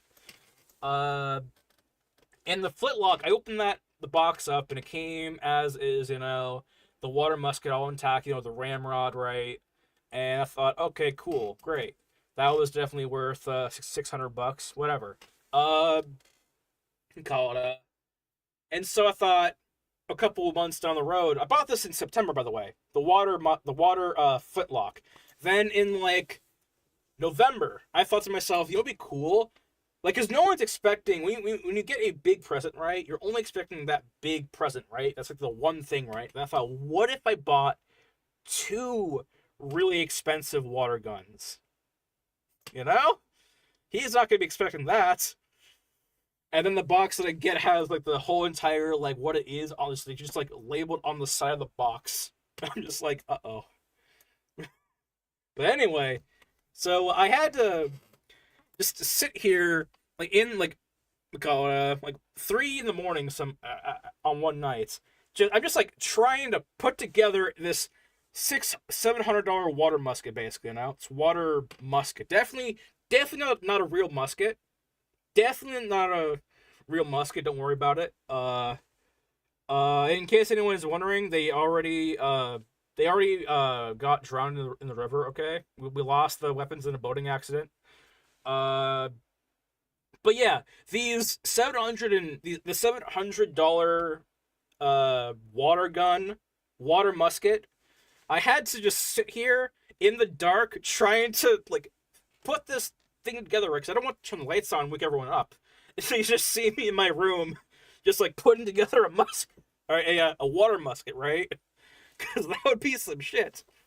Because I am conventional to, like, I am known to, you know, do some weird shit, you know? Not like out of this world weird shit, but, like, you know, I'll just casually just walk home with 100 ounces of steak. Just no reason. It's a Sunday. You know, that's the reason. Imagine going to your brother's room, your little brother's room, right? And you just see him, like, just trying to finagle a musket together, basically. A water musket, mind you. Like, that's what was going on in my head. I'm like, if I get caught with this shit, that's gonna be some shit. You know, like, it's like, Christ. Anyway, so I got the musket put together, the water musket, and I put it in the closet, right? And called something happened.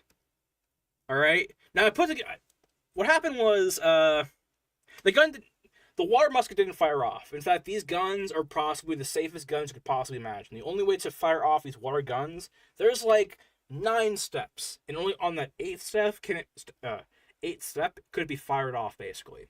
But anyway, so something happened, and it got me kind of scared, because I'm not gonna say what happened, all right? But something happened, and what the result of what happened was going to be, could have happened, was an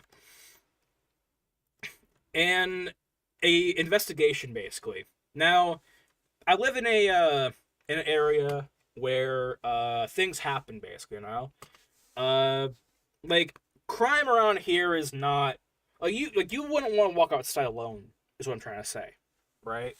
And there was word that there was going to be a search, not just like in like one building, but like the entire building area, you know? A search for something, you know? Not to say what it is. We didn't have it, all right? We didn't have it. In fact, we didn't get searched, all right? All I know is that other places got searched. And it sounds like I'm talking about like a prison thing, but basically, I got nervous because I have not one, but 2 unexplained water guns in my room that are hidden from everyone else in the house. So I'm like, uh-oh, this ought to be bad. You know, it's what am I gonna say? Oh, don't worry, they're Christmas presents. Don't worry about it. You know, but yeah. So I'm just sitting there. I'm like, because I'm getting the word from my brother is saying like, oh yeah, we might be getting searched. You know, something's happening in the neighborhood, right? Someone has something and they need to be searched. And I'm like, oh, that ought to be fun. But yeah. So like, thankfully, they didn't come around. Hopefully. Maybe it's not a good thing to announce, but like, yo, it was kind of funny in my opinion afterwards. So I'm like, after Christmas at least, you know, because I'm like, I told my brother, you know, like, you know that time when like we were about to get searched, or there was threat of being searched. Yeah, I had these while that threat was in the air. It was just like, what the fuck?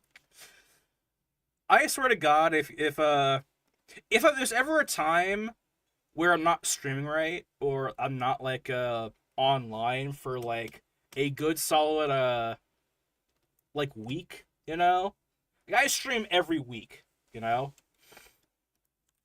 I stream every Friday, Saturday, Sunday, and Monday, usually, and sometimes on Wednesdays. But if there's ever a week where I don't stream, just know I got.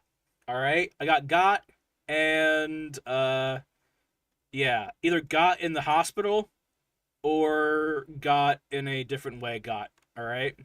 It got serious, that's what I'm trying to say. But yeah. The first time I got though, this year, was, what was it, it was in July. Basically, now what got me was a Subway sandwich, alright? No joke, alright? A Subway sandwich put me in the hospital, alright? And I think it's funny as shit, alright? I find it funny. Because my channel name is 30 Sandwich, right? And what almost took me out was a sandwich. The irony of that shit has not been lost on me at that point when I was in the hospital for 5 days.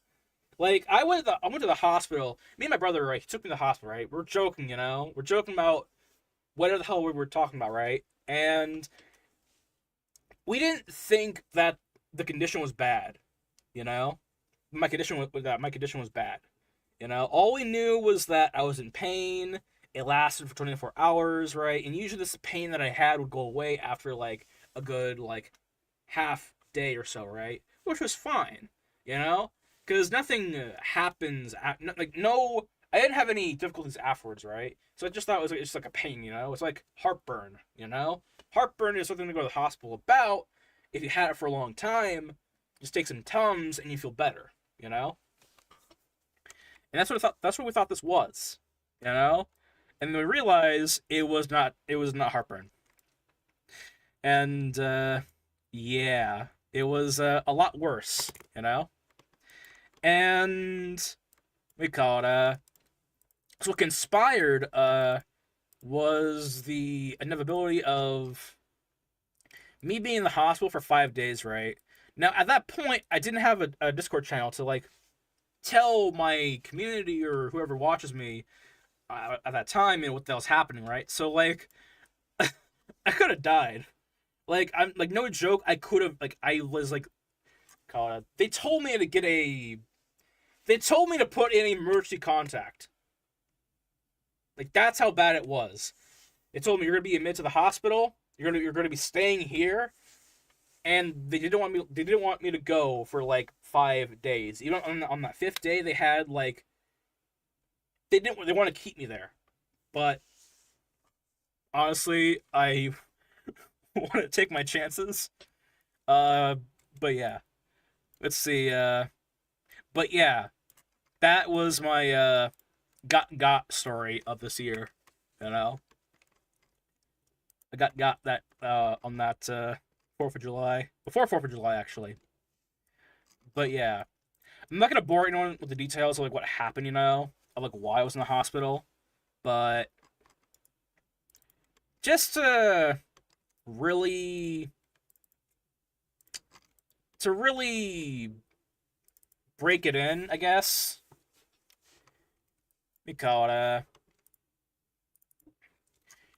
I would say watching what you consume is a healthy way of living. There you go. But yeah. Anyway.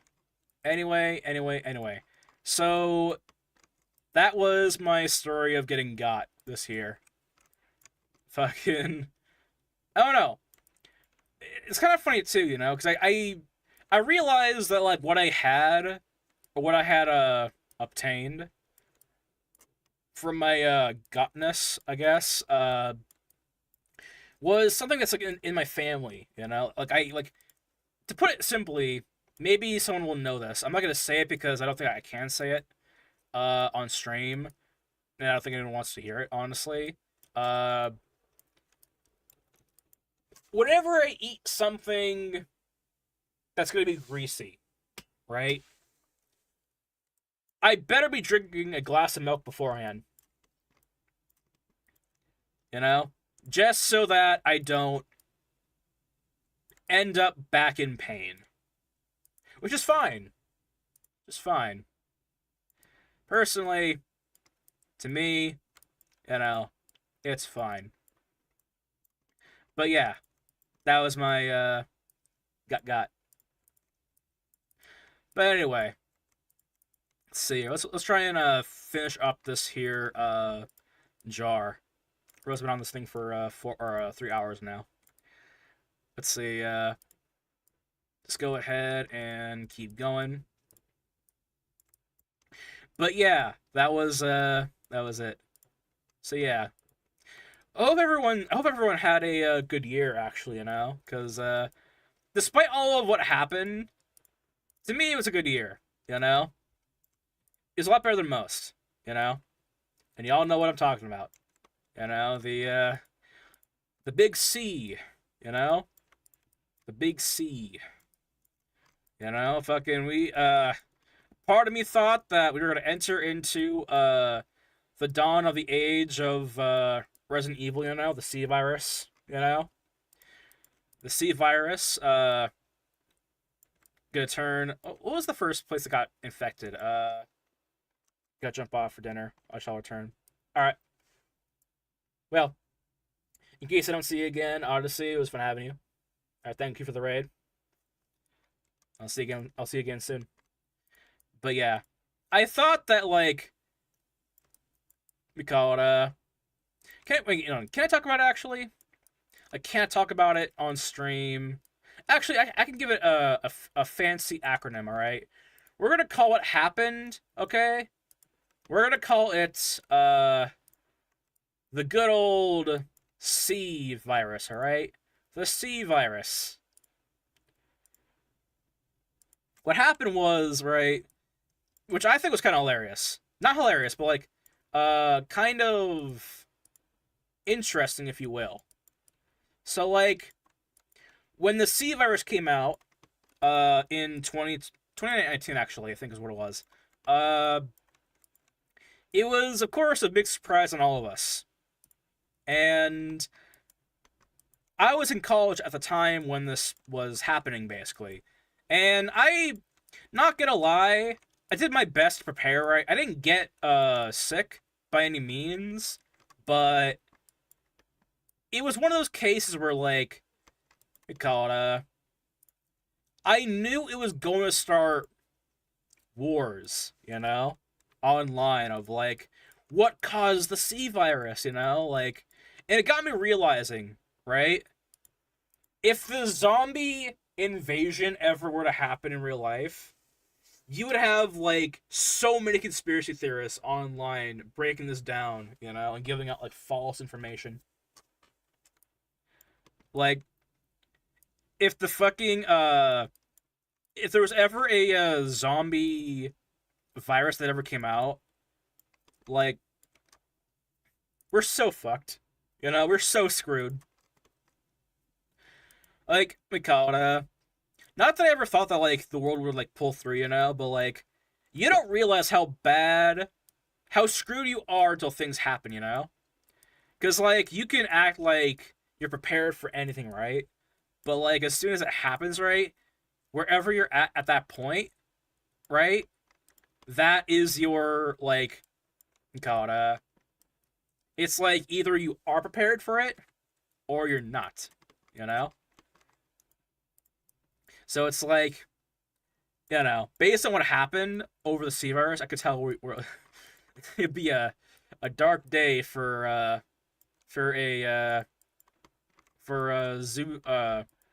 zombie invasion, you know? But yeah. Not that I think zombies are real or they can be real. I personally think that like if it were to happen in some magnitude, it wouldn't, ideally I would like to hope it wouldn't last long, you know? But then again, who knows? Cuz didn't like a bee escape from the lab and all of a sudden, bam, there goes like 2 of our years, you know? God, though. We'll say, though, despite... Now, I know it sounds wrong. It may sound weird. But I kind of... So the C virus, right? I will say there was an upside to it, in a way. Even though a lot of people lost so much for it. Alright? And I mean this purely humorously. If it wasn't for the C virus, I am pretty confident I would not have passed or graduated from college on time. I am pretty sure. And we all know why. We all know why. You know? Because, like, my college, they went to online just like every other school did, you know? And... yeah, fucking... everyone swapped to online, and they... there was some classes that I know I couldn't complete, without the necessity of having online, you know, study guides. You know, good old-fashioned study guides that definitely were not of the cheating kind. Now, don't get me wrong. For the art portion of all of my classes, I rocked those, alright? I rocked those. I had fun making whatever the hell I needed to make as a 3D artist and graphic designer. But when it came to the study-based classes like quantitative principles, the study of probability. For that, I had my ways of completing those classes, you know? I had my ways. Like, classes that I didn't think I would need, like probability, I just, you know, did those the old-fashioned way, you know? The old-fashioned way. But yeah. See here. But good God, though. I think my favorite class, not because it was interesting, but because of what I did to pass it, was, what was it, the fuck was it,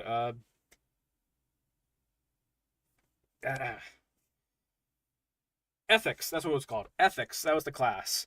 Ethics was not a fun class for most of my classmates. For me, it was funny as shit.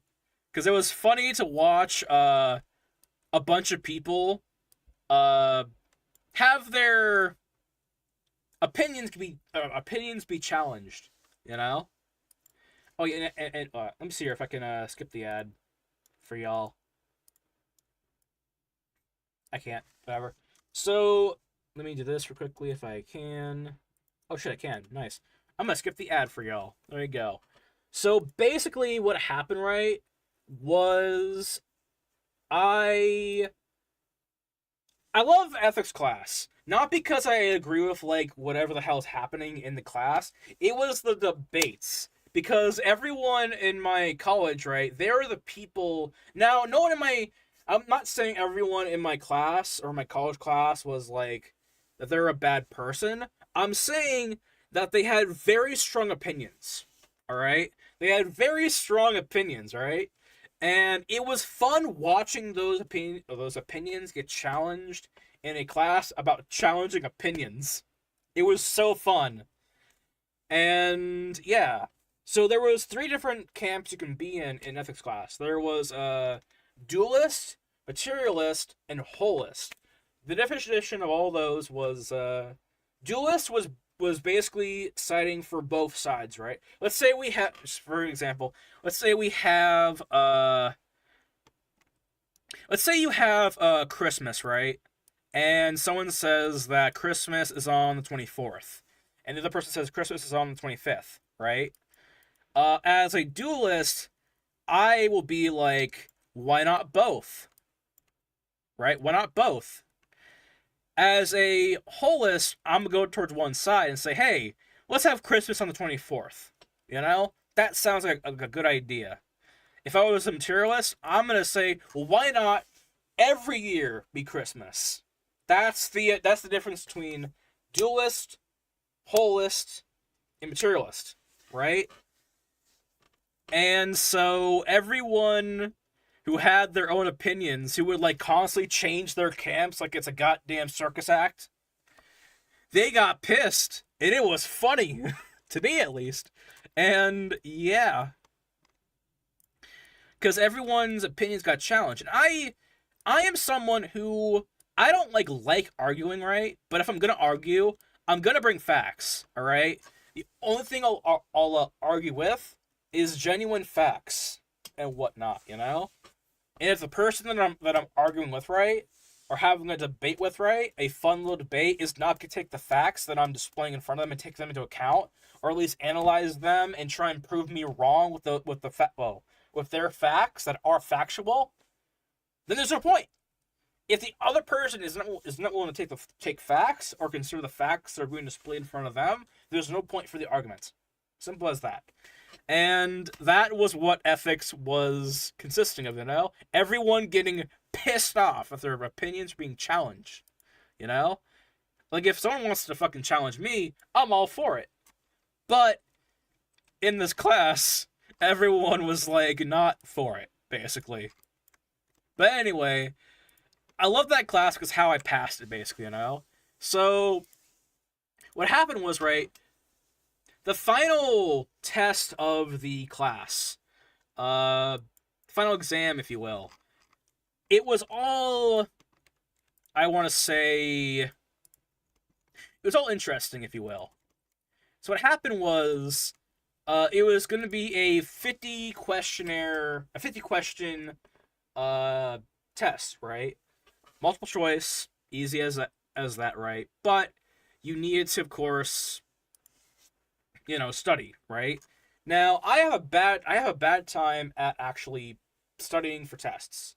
And so I got an idea. All my other classmates had an idea, but I had an idea of my own, right? Everyone else's idea was to take the test, the questionnaire, the study guide, and upload it onto Kahoot to do constant tests, constantly practicing the test, right? But after a while of myself using that method, I realized that if you ever use Kahoot, right, they colorize the answers on the questions, right? So if you're taking the same test over and over and over again, right, your mind is going to be remembering the color more than the actual answer, right? So what did I do? I just memorized all of the lesser false or answered true and false questions, so that all the questions that didn't know would inevitably be true rather than false. And that's how I pass ethics. Anyway, ads are gonna play. Take a little break. Unless the ads don't play, they'll keep talking. All right. That yeah, that's how I pass ethics. It was fun for me. It was fun for me. But yeah. Let's see here. I'm gonna go ahead and assign this to a texture. All right. Are ads gonna play? If ads don't play, I'm gonna play myself. Because our pre-rolls are now on. Oh, never mind. Let's see here.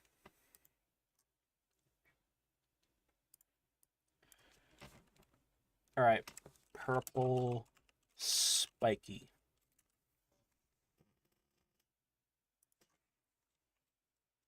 Plants and jar. Alright.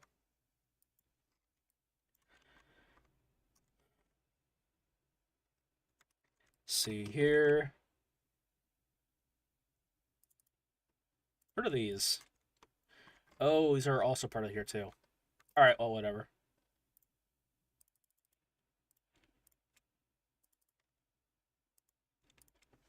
Alright. Wait for everyone to get back, and then we'll continue to talk about random stuff.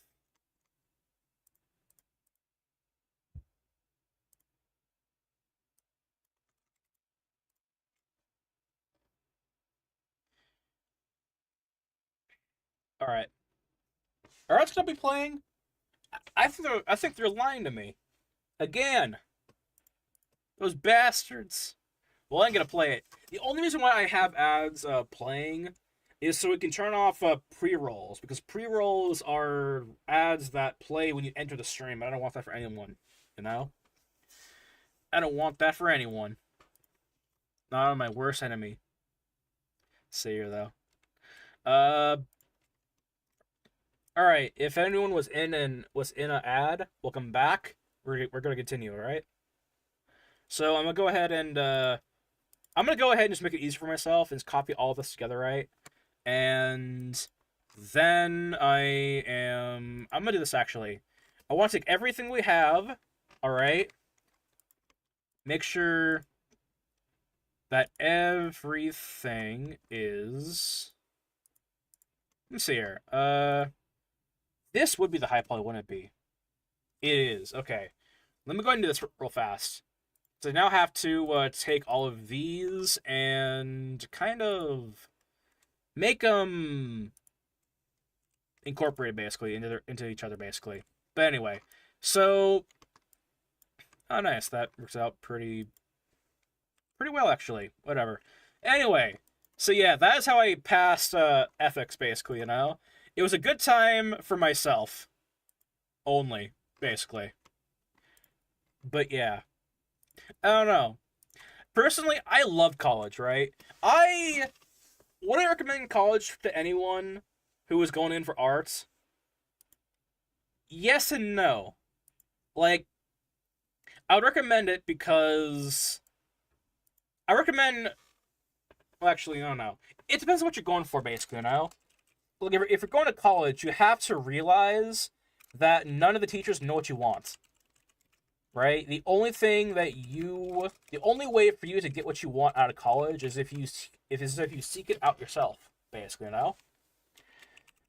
The only way to really gain anything from college is if you seek it out yourself, basically. Your teachers can like show you the way, but it's up to you to like really master your craft, you know? Like my teachers aren't going to be like sitting here like, "Oh, do this, do that, do that," you know, if you want to get into like this realm of, you know, like game design, right? No. You have to like know how to manage on your own, or else you're gonna be fucked coming out of college, you know? Like, you have to, like, know what you're doing. But, yeah. But, for me, college was fun. It was so fun to me. Especially because, like, we call it, I'm a big fan of, like, I'm gonna come off as a big-ass drama queen for this, but, like, I'm a big fan of drama, you know? Not causing drama, but, like, in-class drama, you know? In-class drama that can only come from just a rare occurrence where it just happens in class, you know? Those rare occurrences where you get a surprise in your class because, you know, someone decided to fucking cheat on the other guy. Oh no! You gotta sit there while you're taking your test as someone in the background just starts like cussing someone out, you know? To me, it was always fun. It's always funny because I'm like, it's too early for this, you know? It's too early to be like sitting here and like cursing someone out because someone cheated on who, you know? It's like, what the fuck? You know, fucking. I don't know. To me, it was fun. College was fun because people acted like it was like the last day of their life, you know? And that was the thing too, you know? If someone had a class that they didn't like, right? If I didn't like, right? It's whatever. I'm gonna be in this class for literally one day every week for 15 weeks, right? It's one day every week for 15 weeks. For 2 hours, usually a week, basically, you know? I'll live, alright?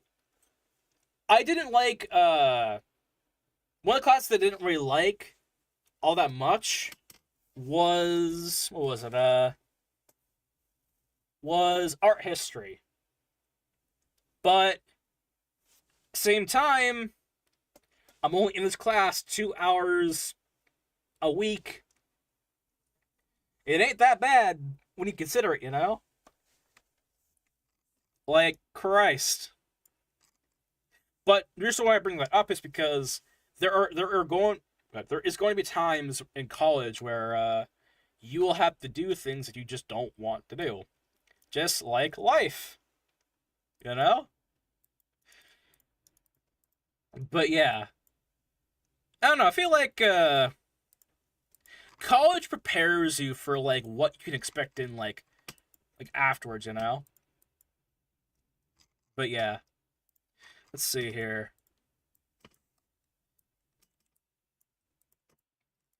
But yeah, let me go ahead and make sure all of this is of size. Yes, sir. Alright.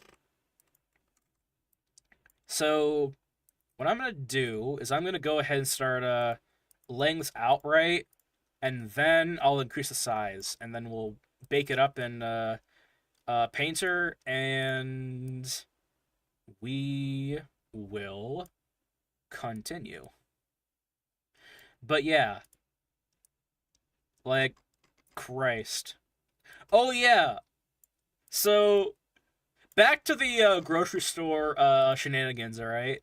So, what happened was, during the year, right, is, we call it, I was fortunate enough, actually, you know, because, like, a store opened up, like, literally, like, 10 feet away from, like, not 10 feet away, like, 10 minutes away from, like, where I'm currently, you know, at, you know? And so it's cool, you know, like, a store opened up, I can go there, get some quick supplies, you know, to make some, you know, dinners, breakfasts, whatever the hell, right? It's fine, it's whatever, it's cool, you know? It's very convenient. And I am someone in the store who doesn't like to carry around a shopping cart, you know? Or to push around a shopping cart, you know? Because I just don't... It makes things complicated in a way, you know? Like, if I'm going to the store and all I need is, like, 5 things, right? I'll grab a hand basket and be on my way, you know? I'm not gonna grab a gigantic, called, cart, right?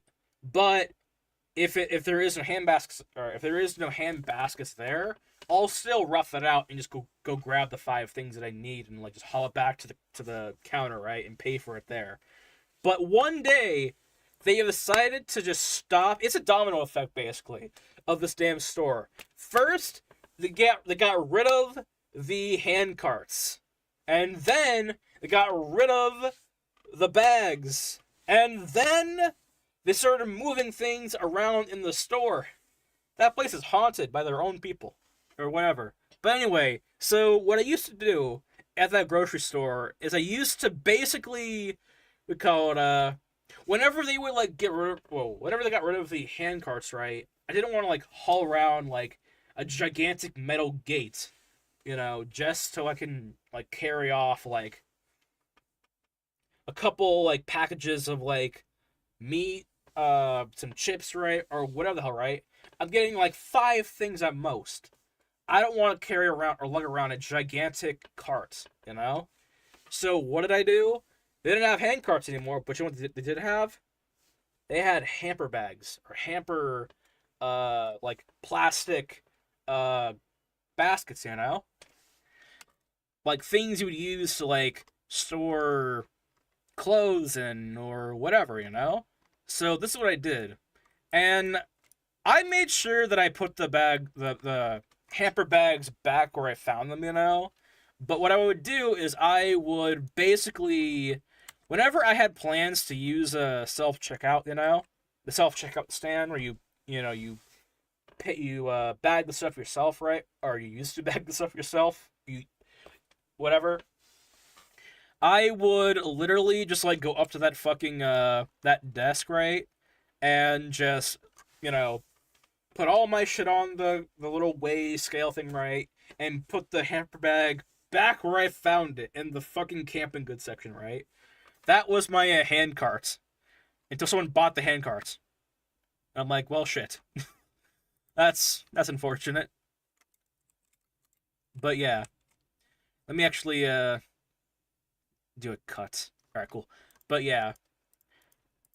This store, though, has been going downhill in a way, you know?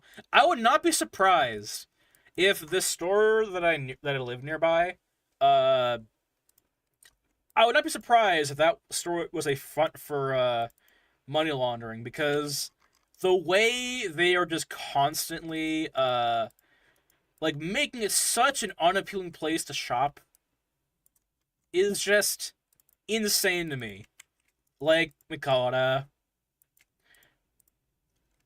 like, I don't mind that they just stopped, call it, giving away, like, paper bags, right? Because that's fine, you know? It's just, like, just come with your own bag. It's whatever, you know? It ain't no problem to me. But for the people, it is. You know, it's a very big inconvenience to them, of course. And so, what do you call it? The place is just bare, you know? And the best part is, too, right, is, this place that they bought, right? The store owners, right? This place has been there for, like vacant for, like, since, like, 2007, or 2011, basically, you know? Like, that was when this place was originally bought. Then the store owners had to sell it, you know? And, you know, then like 10 years later, or I would say more like 11 years later, right? Bam, opens up the store, right? And they are messing it up in a way. It's kind of funny too, right? Because like if I want something, it's kind of funny to me. If you ever notice, right? I like obscure bullshit. You know, to me, it's always funny. Like we call it like every single time I go to that store, right, and I go and find something, right, I have to like either get it right there and then, or I'll never see it again because they always move shit. And you know, it kind of sucks, but you know, it's whatever. I get it. It's a marketing scheme. You know, you move shit around so that people go off and we call it they search the store, so they end up buying stuff they might not even need. You know. But to me, that's fine, because it allows me to, like, go around and look at stuff, right, and see what I want to cook with, you know? Because that's a big thing for me, you know? Like, I love looking around the store because I'm going to cook some shit, you know? If I grab a thing of popcorn kernels, right, I'm going to go around the store to find whatever the hell I can put with this popcorn, you know? Whether I want to, like, maybe go off and get some sugar, you know, to make some caramel corn. Maybe I want to go off and get some special kind of butter. Maybe I want to make this popcorn with some, like, avocado oil, you know, instead of the other oil, you know, for a little bit of lesser calories, you know, whatever. Like, having everything be kind of, like, moved around allows me to, you know, kind of like see new things potentially, you know, that I didn't see before. That's pretty cool. However, if you're trying to get something specific right, and everything keeps on moving around, right, it's like, what the hell, you know? But yeah, I don't know. It's kind of funny in a way, because like I don't know. I go there, and there's always someone, like, complaining. What do you mean there's no bags here? You know, where the fuck's the pepper? But God. I don't know, to me it's funny. Let's see here. Let me actually move this over here, so we can actually have some space. But yeah. Good God, though. Oh yeah, what the hell was that thing? Yeah, this is small, right? It is. I'm gonna move this thing down here. God, though. So, earlier in July, right, I found this very tasty frozen yogurt at that store, right? Called MvsM. The yogurt brand was called MvsM Frozen Yogurt, basically, and this had, like, to me, it was insane, because, like, at the time, I was trying to lose weight, you know?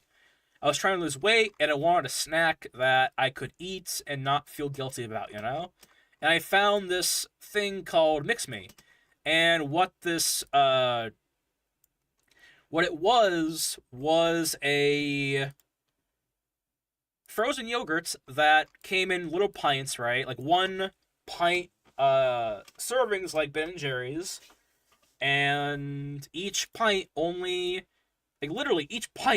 had like 320 calories per pint, and I'm like, holy shit, you know? Because I'm not someone who will just sit down and eat a whole entire pint of ice cream in like one sitting, right? Or pint of anything in one sitting, right? And so I thought this would be a good, just a little, you know, moderation snack, because, you know, it's relatively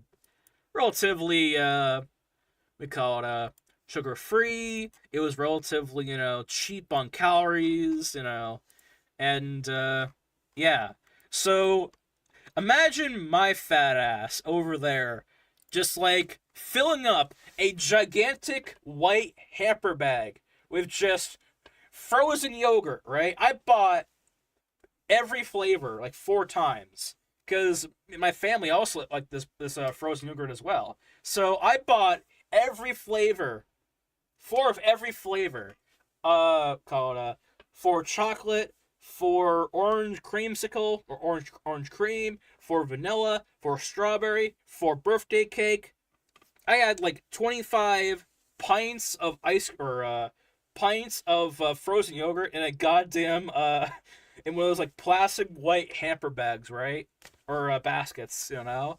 And also I'm doing this shit, right? There's like people watching me, just like grabbing all of these. I grabbed like every single yogurt thing in the fridge, and like we call it like these and the thing is too, right? I noticed these called these pints were there for like a while, so I'm like, no one's buying this shit. It's pretty good. I'll get it myself. Whatever. And there we go. Fucking just casually walking home with like 25 pints of frozen yogurt. Told no family members either that this was happening. You know? That's the thing too. I don't tell my family members what the hell's happening when I go outside sometimes, you know? Off to the store usually. You know? Like, they'll just like wake up and find like 25 pints of frozen yogurt in the fridge. Just, why do we have this much yogurt? Tasted good. Fucking no. That's the only reason. But yeah. Christ though. To me, I am the person who just I don't care, all right? If I as long as I we call it as long as I am having a blast, as long as everyone around me is having a blast, you know, people that I care about is having a blast, right? As long as I'm being respectful, you know, because I bought all that frozen yogurt for my family, you know, so we all can have some calorie-free, tasty snacks, you know, because why not? Why not? And despite the fact that I didn't get to eat most of those frozen yogurts, right? Because the ironic part too is that I bought all those frozen yogurts, right? All 25 pints, and like the next week I had like 1 pint of all 25 pints, right? The next week I'm in the hospital for the Subway sandwich.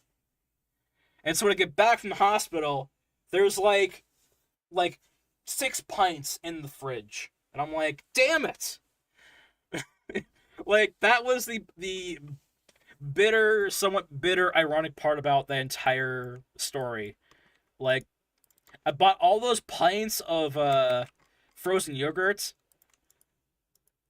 and then 1 Subway sandwich ruined that entire dream. It's just like, what the fuck? But yeah. I don't know. Maybe it was for the best, you know? Who knows? But yeah. Let me actually do this real quickly. Where did I cut this? On the jar. I cut it right here. Alright, whatever. I'll probably move this thing.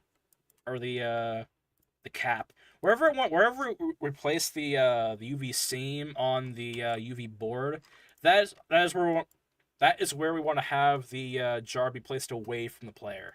So, no. That's why I'm checking that. Anyway, that was the story of me and the goddamn frozen yogurt shit. But yeah. So, now what I'm gonna do is I am going to do this because I can, and why not? I might like I'll definitely be doing like a redo of this UV shell thing, but right now I want to test it out, you know, make sure that it actually can bake, you know, as is.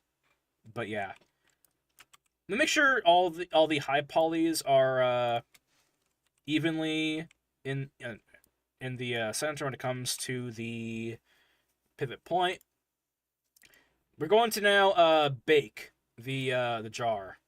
The thing I started on, basically. Let's see here. Let's open up Painter and start baking this on. All right, the high poly onto the low poly.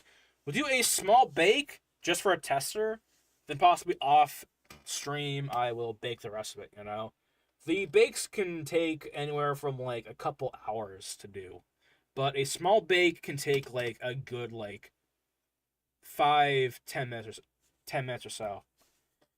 Which is perfect because I can tell another story about my fucked up life. No, I'm just kidding. No. Despite all of the tragedies, you know, I look at everything like a funny story, you know? Because, like, what else are you going to do, you know? But yeah. Let's see here. God, though. There was a, what's that one thing that I fucking did? Oh, yeah, so the, for the card game that I'm working on, right? So, like, oh, are I going to play it? No, they're not. Never mind. So, for the card game that I'm working on, right? So, like, I decided to, go down a different texture route. You know, I want to go for a more, want to call it a comic book-like route, right? And what that ultimately means is I have to retexture everything because I decided to be picky and wanted everything to be different and whatnot. We'll keep all this on a 8 just so we can get some decency in there, basically. Let me do this first, actually. Because I might as well. I'm going to go ahead and do a high poly bake. Now I'll tell you all what happened. Alright. Let's go ahead and do this. Actually, let me actually, that's fine. We'll try it like this. Need to see if the, if the ID maps will actually work. Alright, but yeah. So what happened was, right, I was... Oh, what the hell's happening for that one? Standardize 1. Texture set. I'm gonna go ahead and, make sure all of this is, see here, what is... Whatever. Alright, cool. I'm going to make sure all this is on...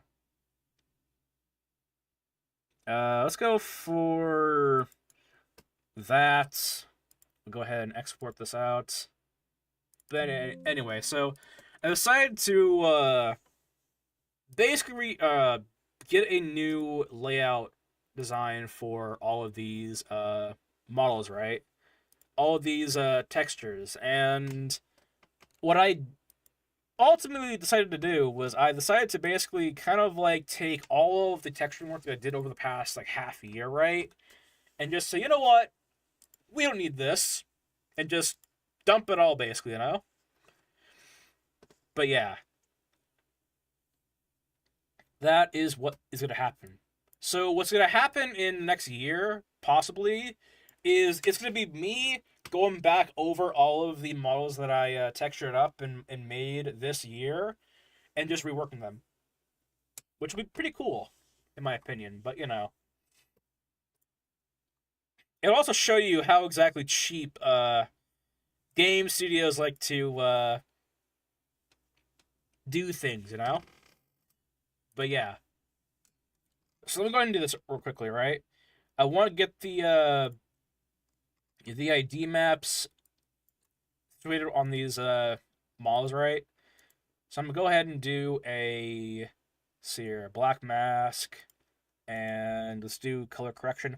So the reason why I painted or had the high polys in Maya be somewhat pink, right, in texture, is so I can go here and go up to select color. Let me see here. Let me actually, oh shit, that's why. I remembered. Turn dilation width down. Actually, just, actually, it's going pretty fast. Let's just go ahead and do all of them. All the textures, alright? Bake them all up. Alright. So the reason why I made everything, all the high polys, called, a different color, basically. Let me actually show you all. So, in Maya, I have these high polys, pink, magenta, whatever. I have this like so I can go into Painter, put on a opacity map, right, and select that color basically. So I don't have to go on this little blob brain thing, right, and do all of that by hand. I don't want to do that. All right. Then all I have to do is just do a levels and invert. There you go. There's your there is that. But yeah, go ahead and do this real fast. Do that. All right.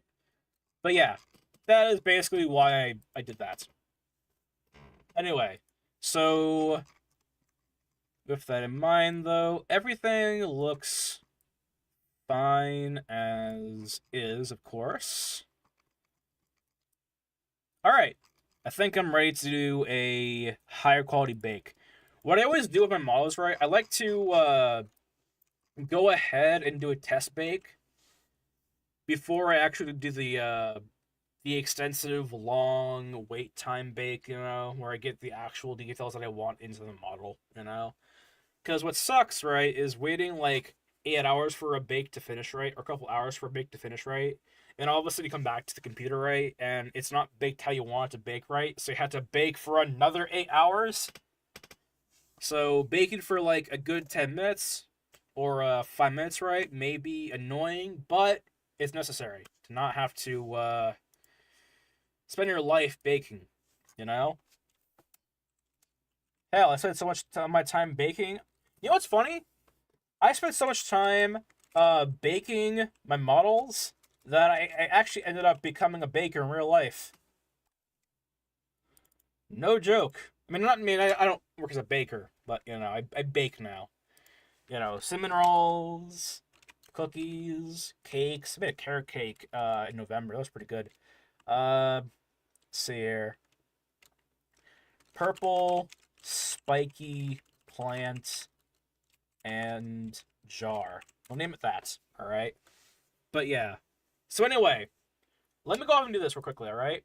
So, just because I can, and why the hell not, let me go ahead and do this. Because this person has been so nice to me, I want to be nice back, alright? Okay, so for those of you in stream, thank you to everyone for sticking by after the raid from Odyssey. Thank you to Odyssey for raiding the channel. Thank you to everyone who follows us in the future. If you want to join the Discord server down below, go ahead and do so. You'll be able to we'll be able to like do like activities in the future for streams, you know. Ideally, I would like to have like a one of those like show and tell sort of streams, right? Where y'all like post like photos in like a chat, whether it's like food, art, your room, whatever, and we look at it on stream, you know. I think it'd be pretty cool. It'd be pretty funny as well. Anyway, thank you to everyone for coming by. All right, and I will see you all tomorrow. It is the end of stream. All right, because I'm tired and whatever. But yeah, I'll see you all tomorrow. Thank you to everyone. Thank you. All right, and oh yeah, Happy New Year's, because I'll probably see you Friday. Merry Christmas. Happy New Year. I'll see you guys around. Bye.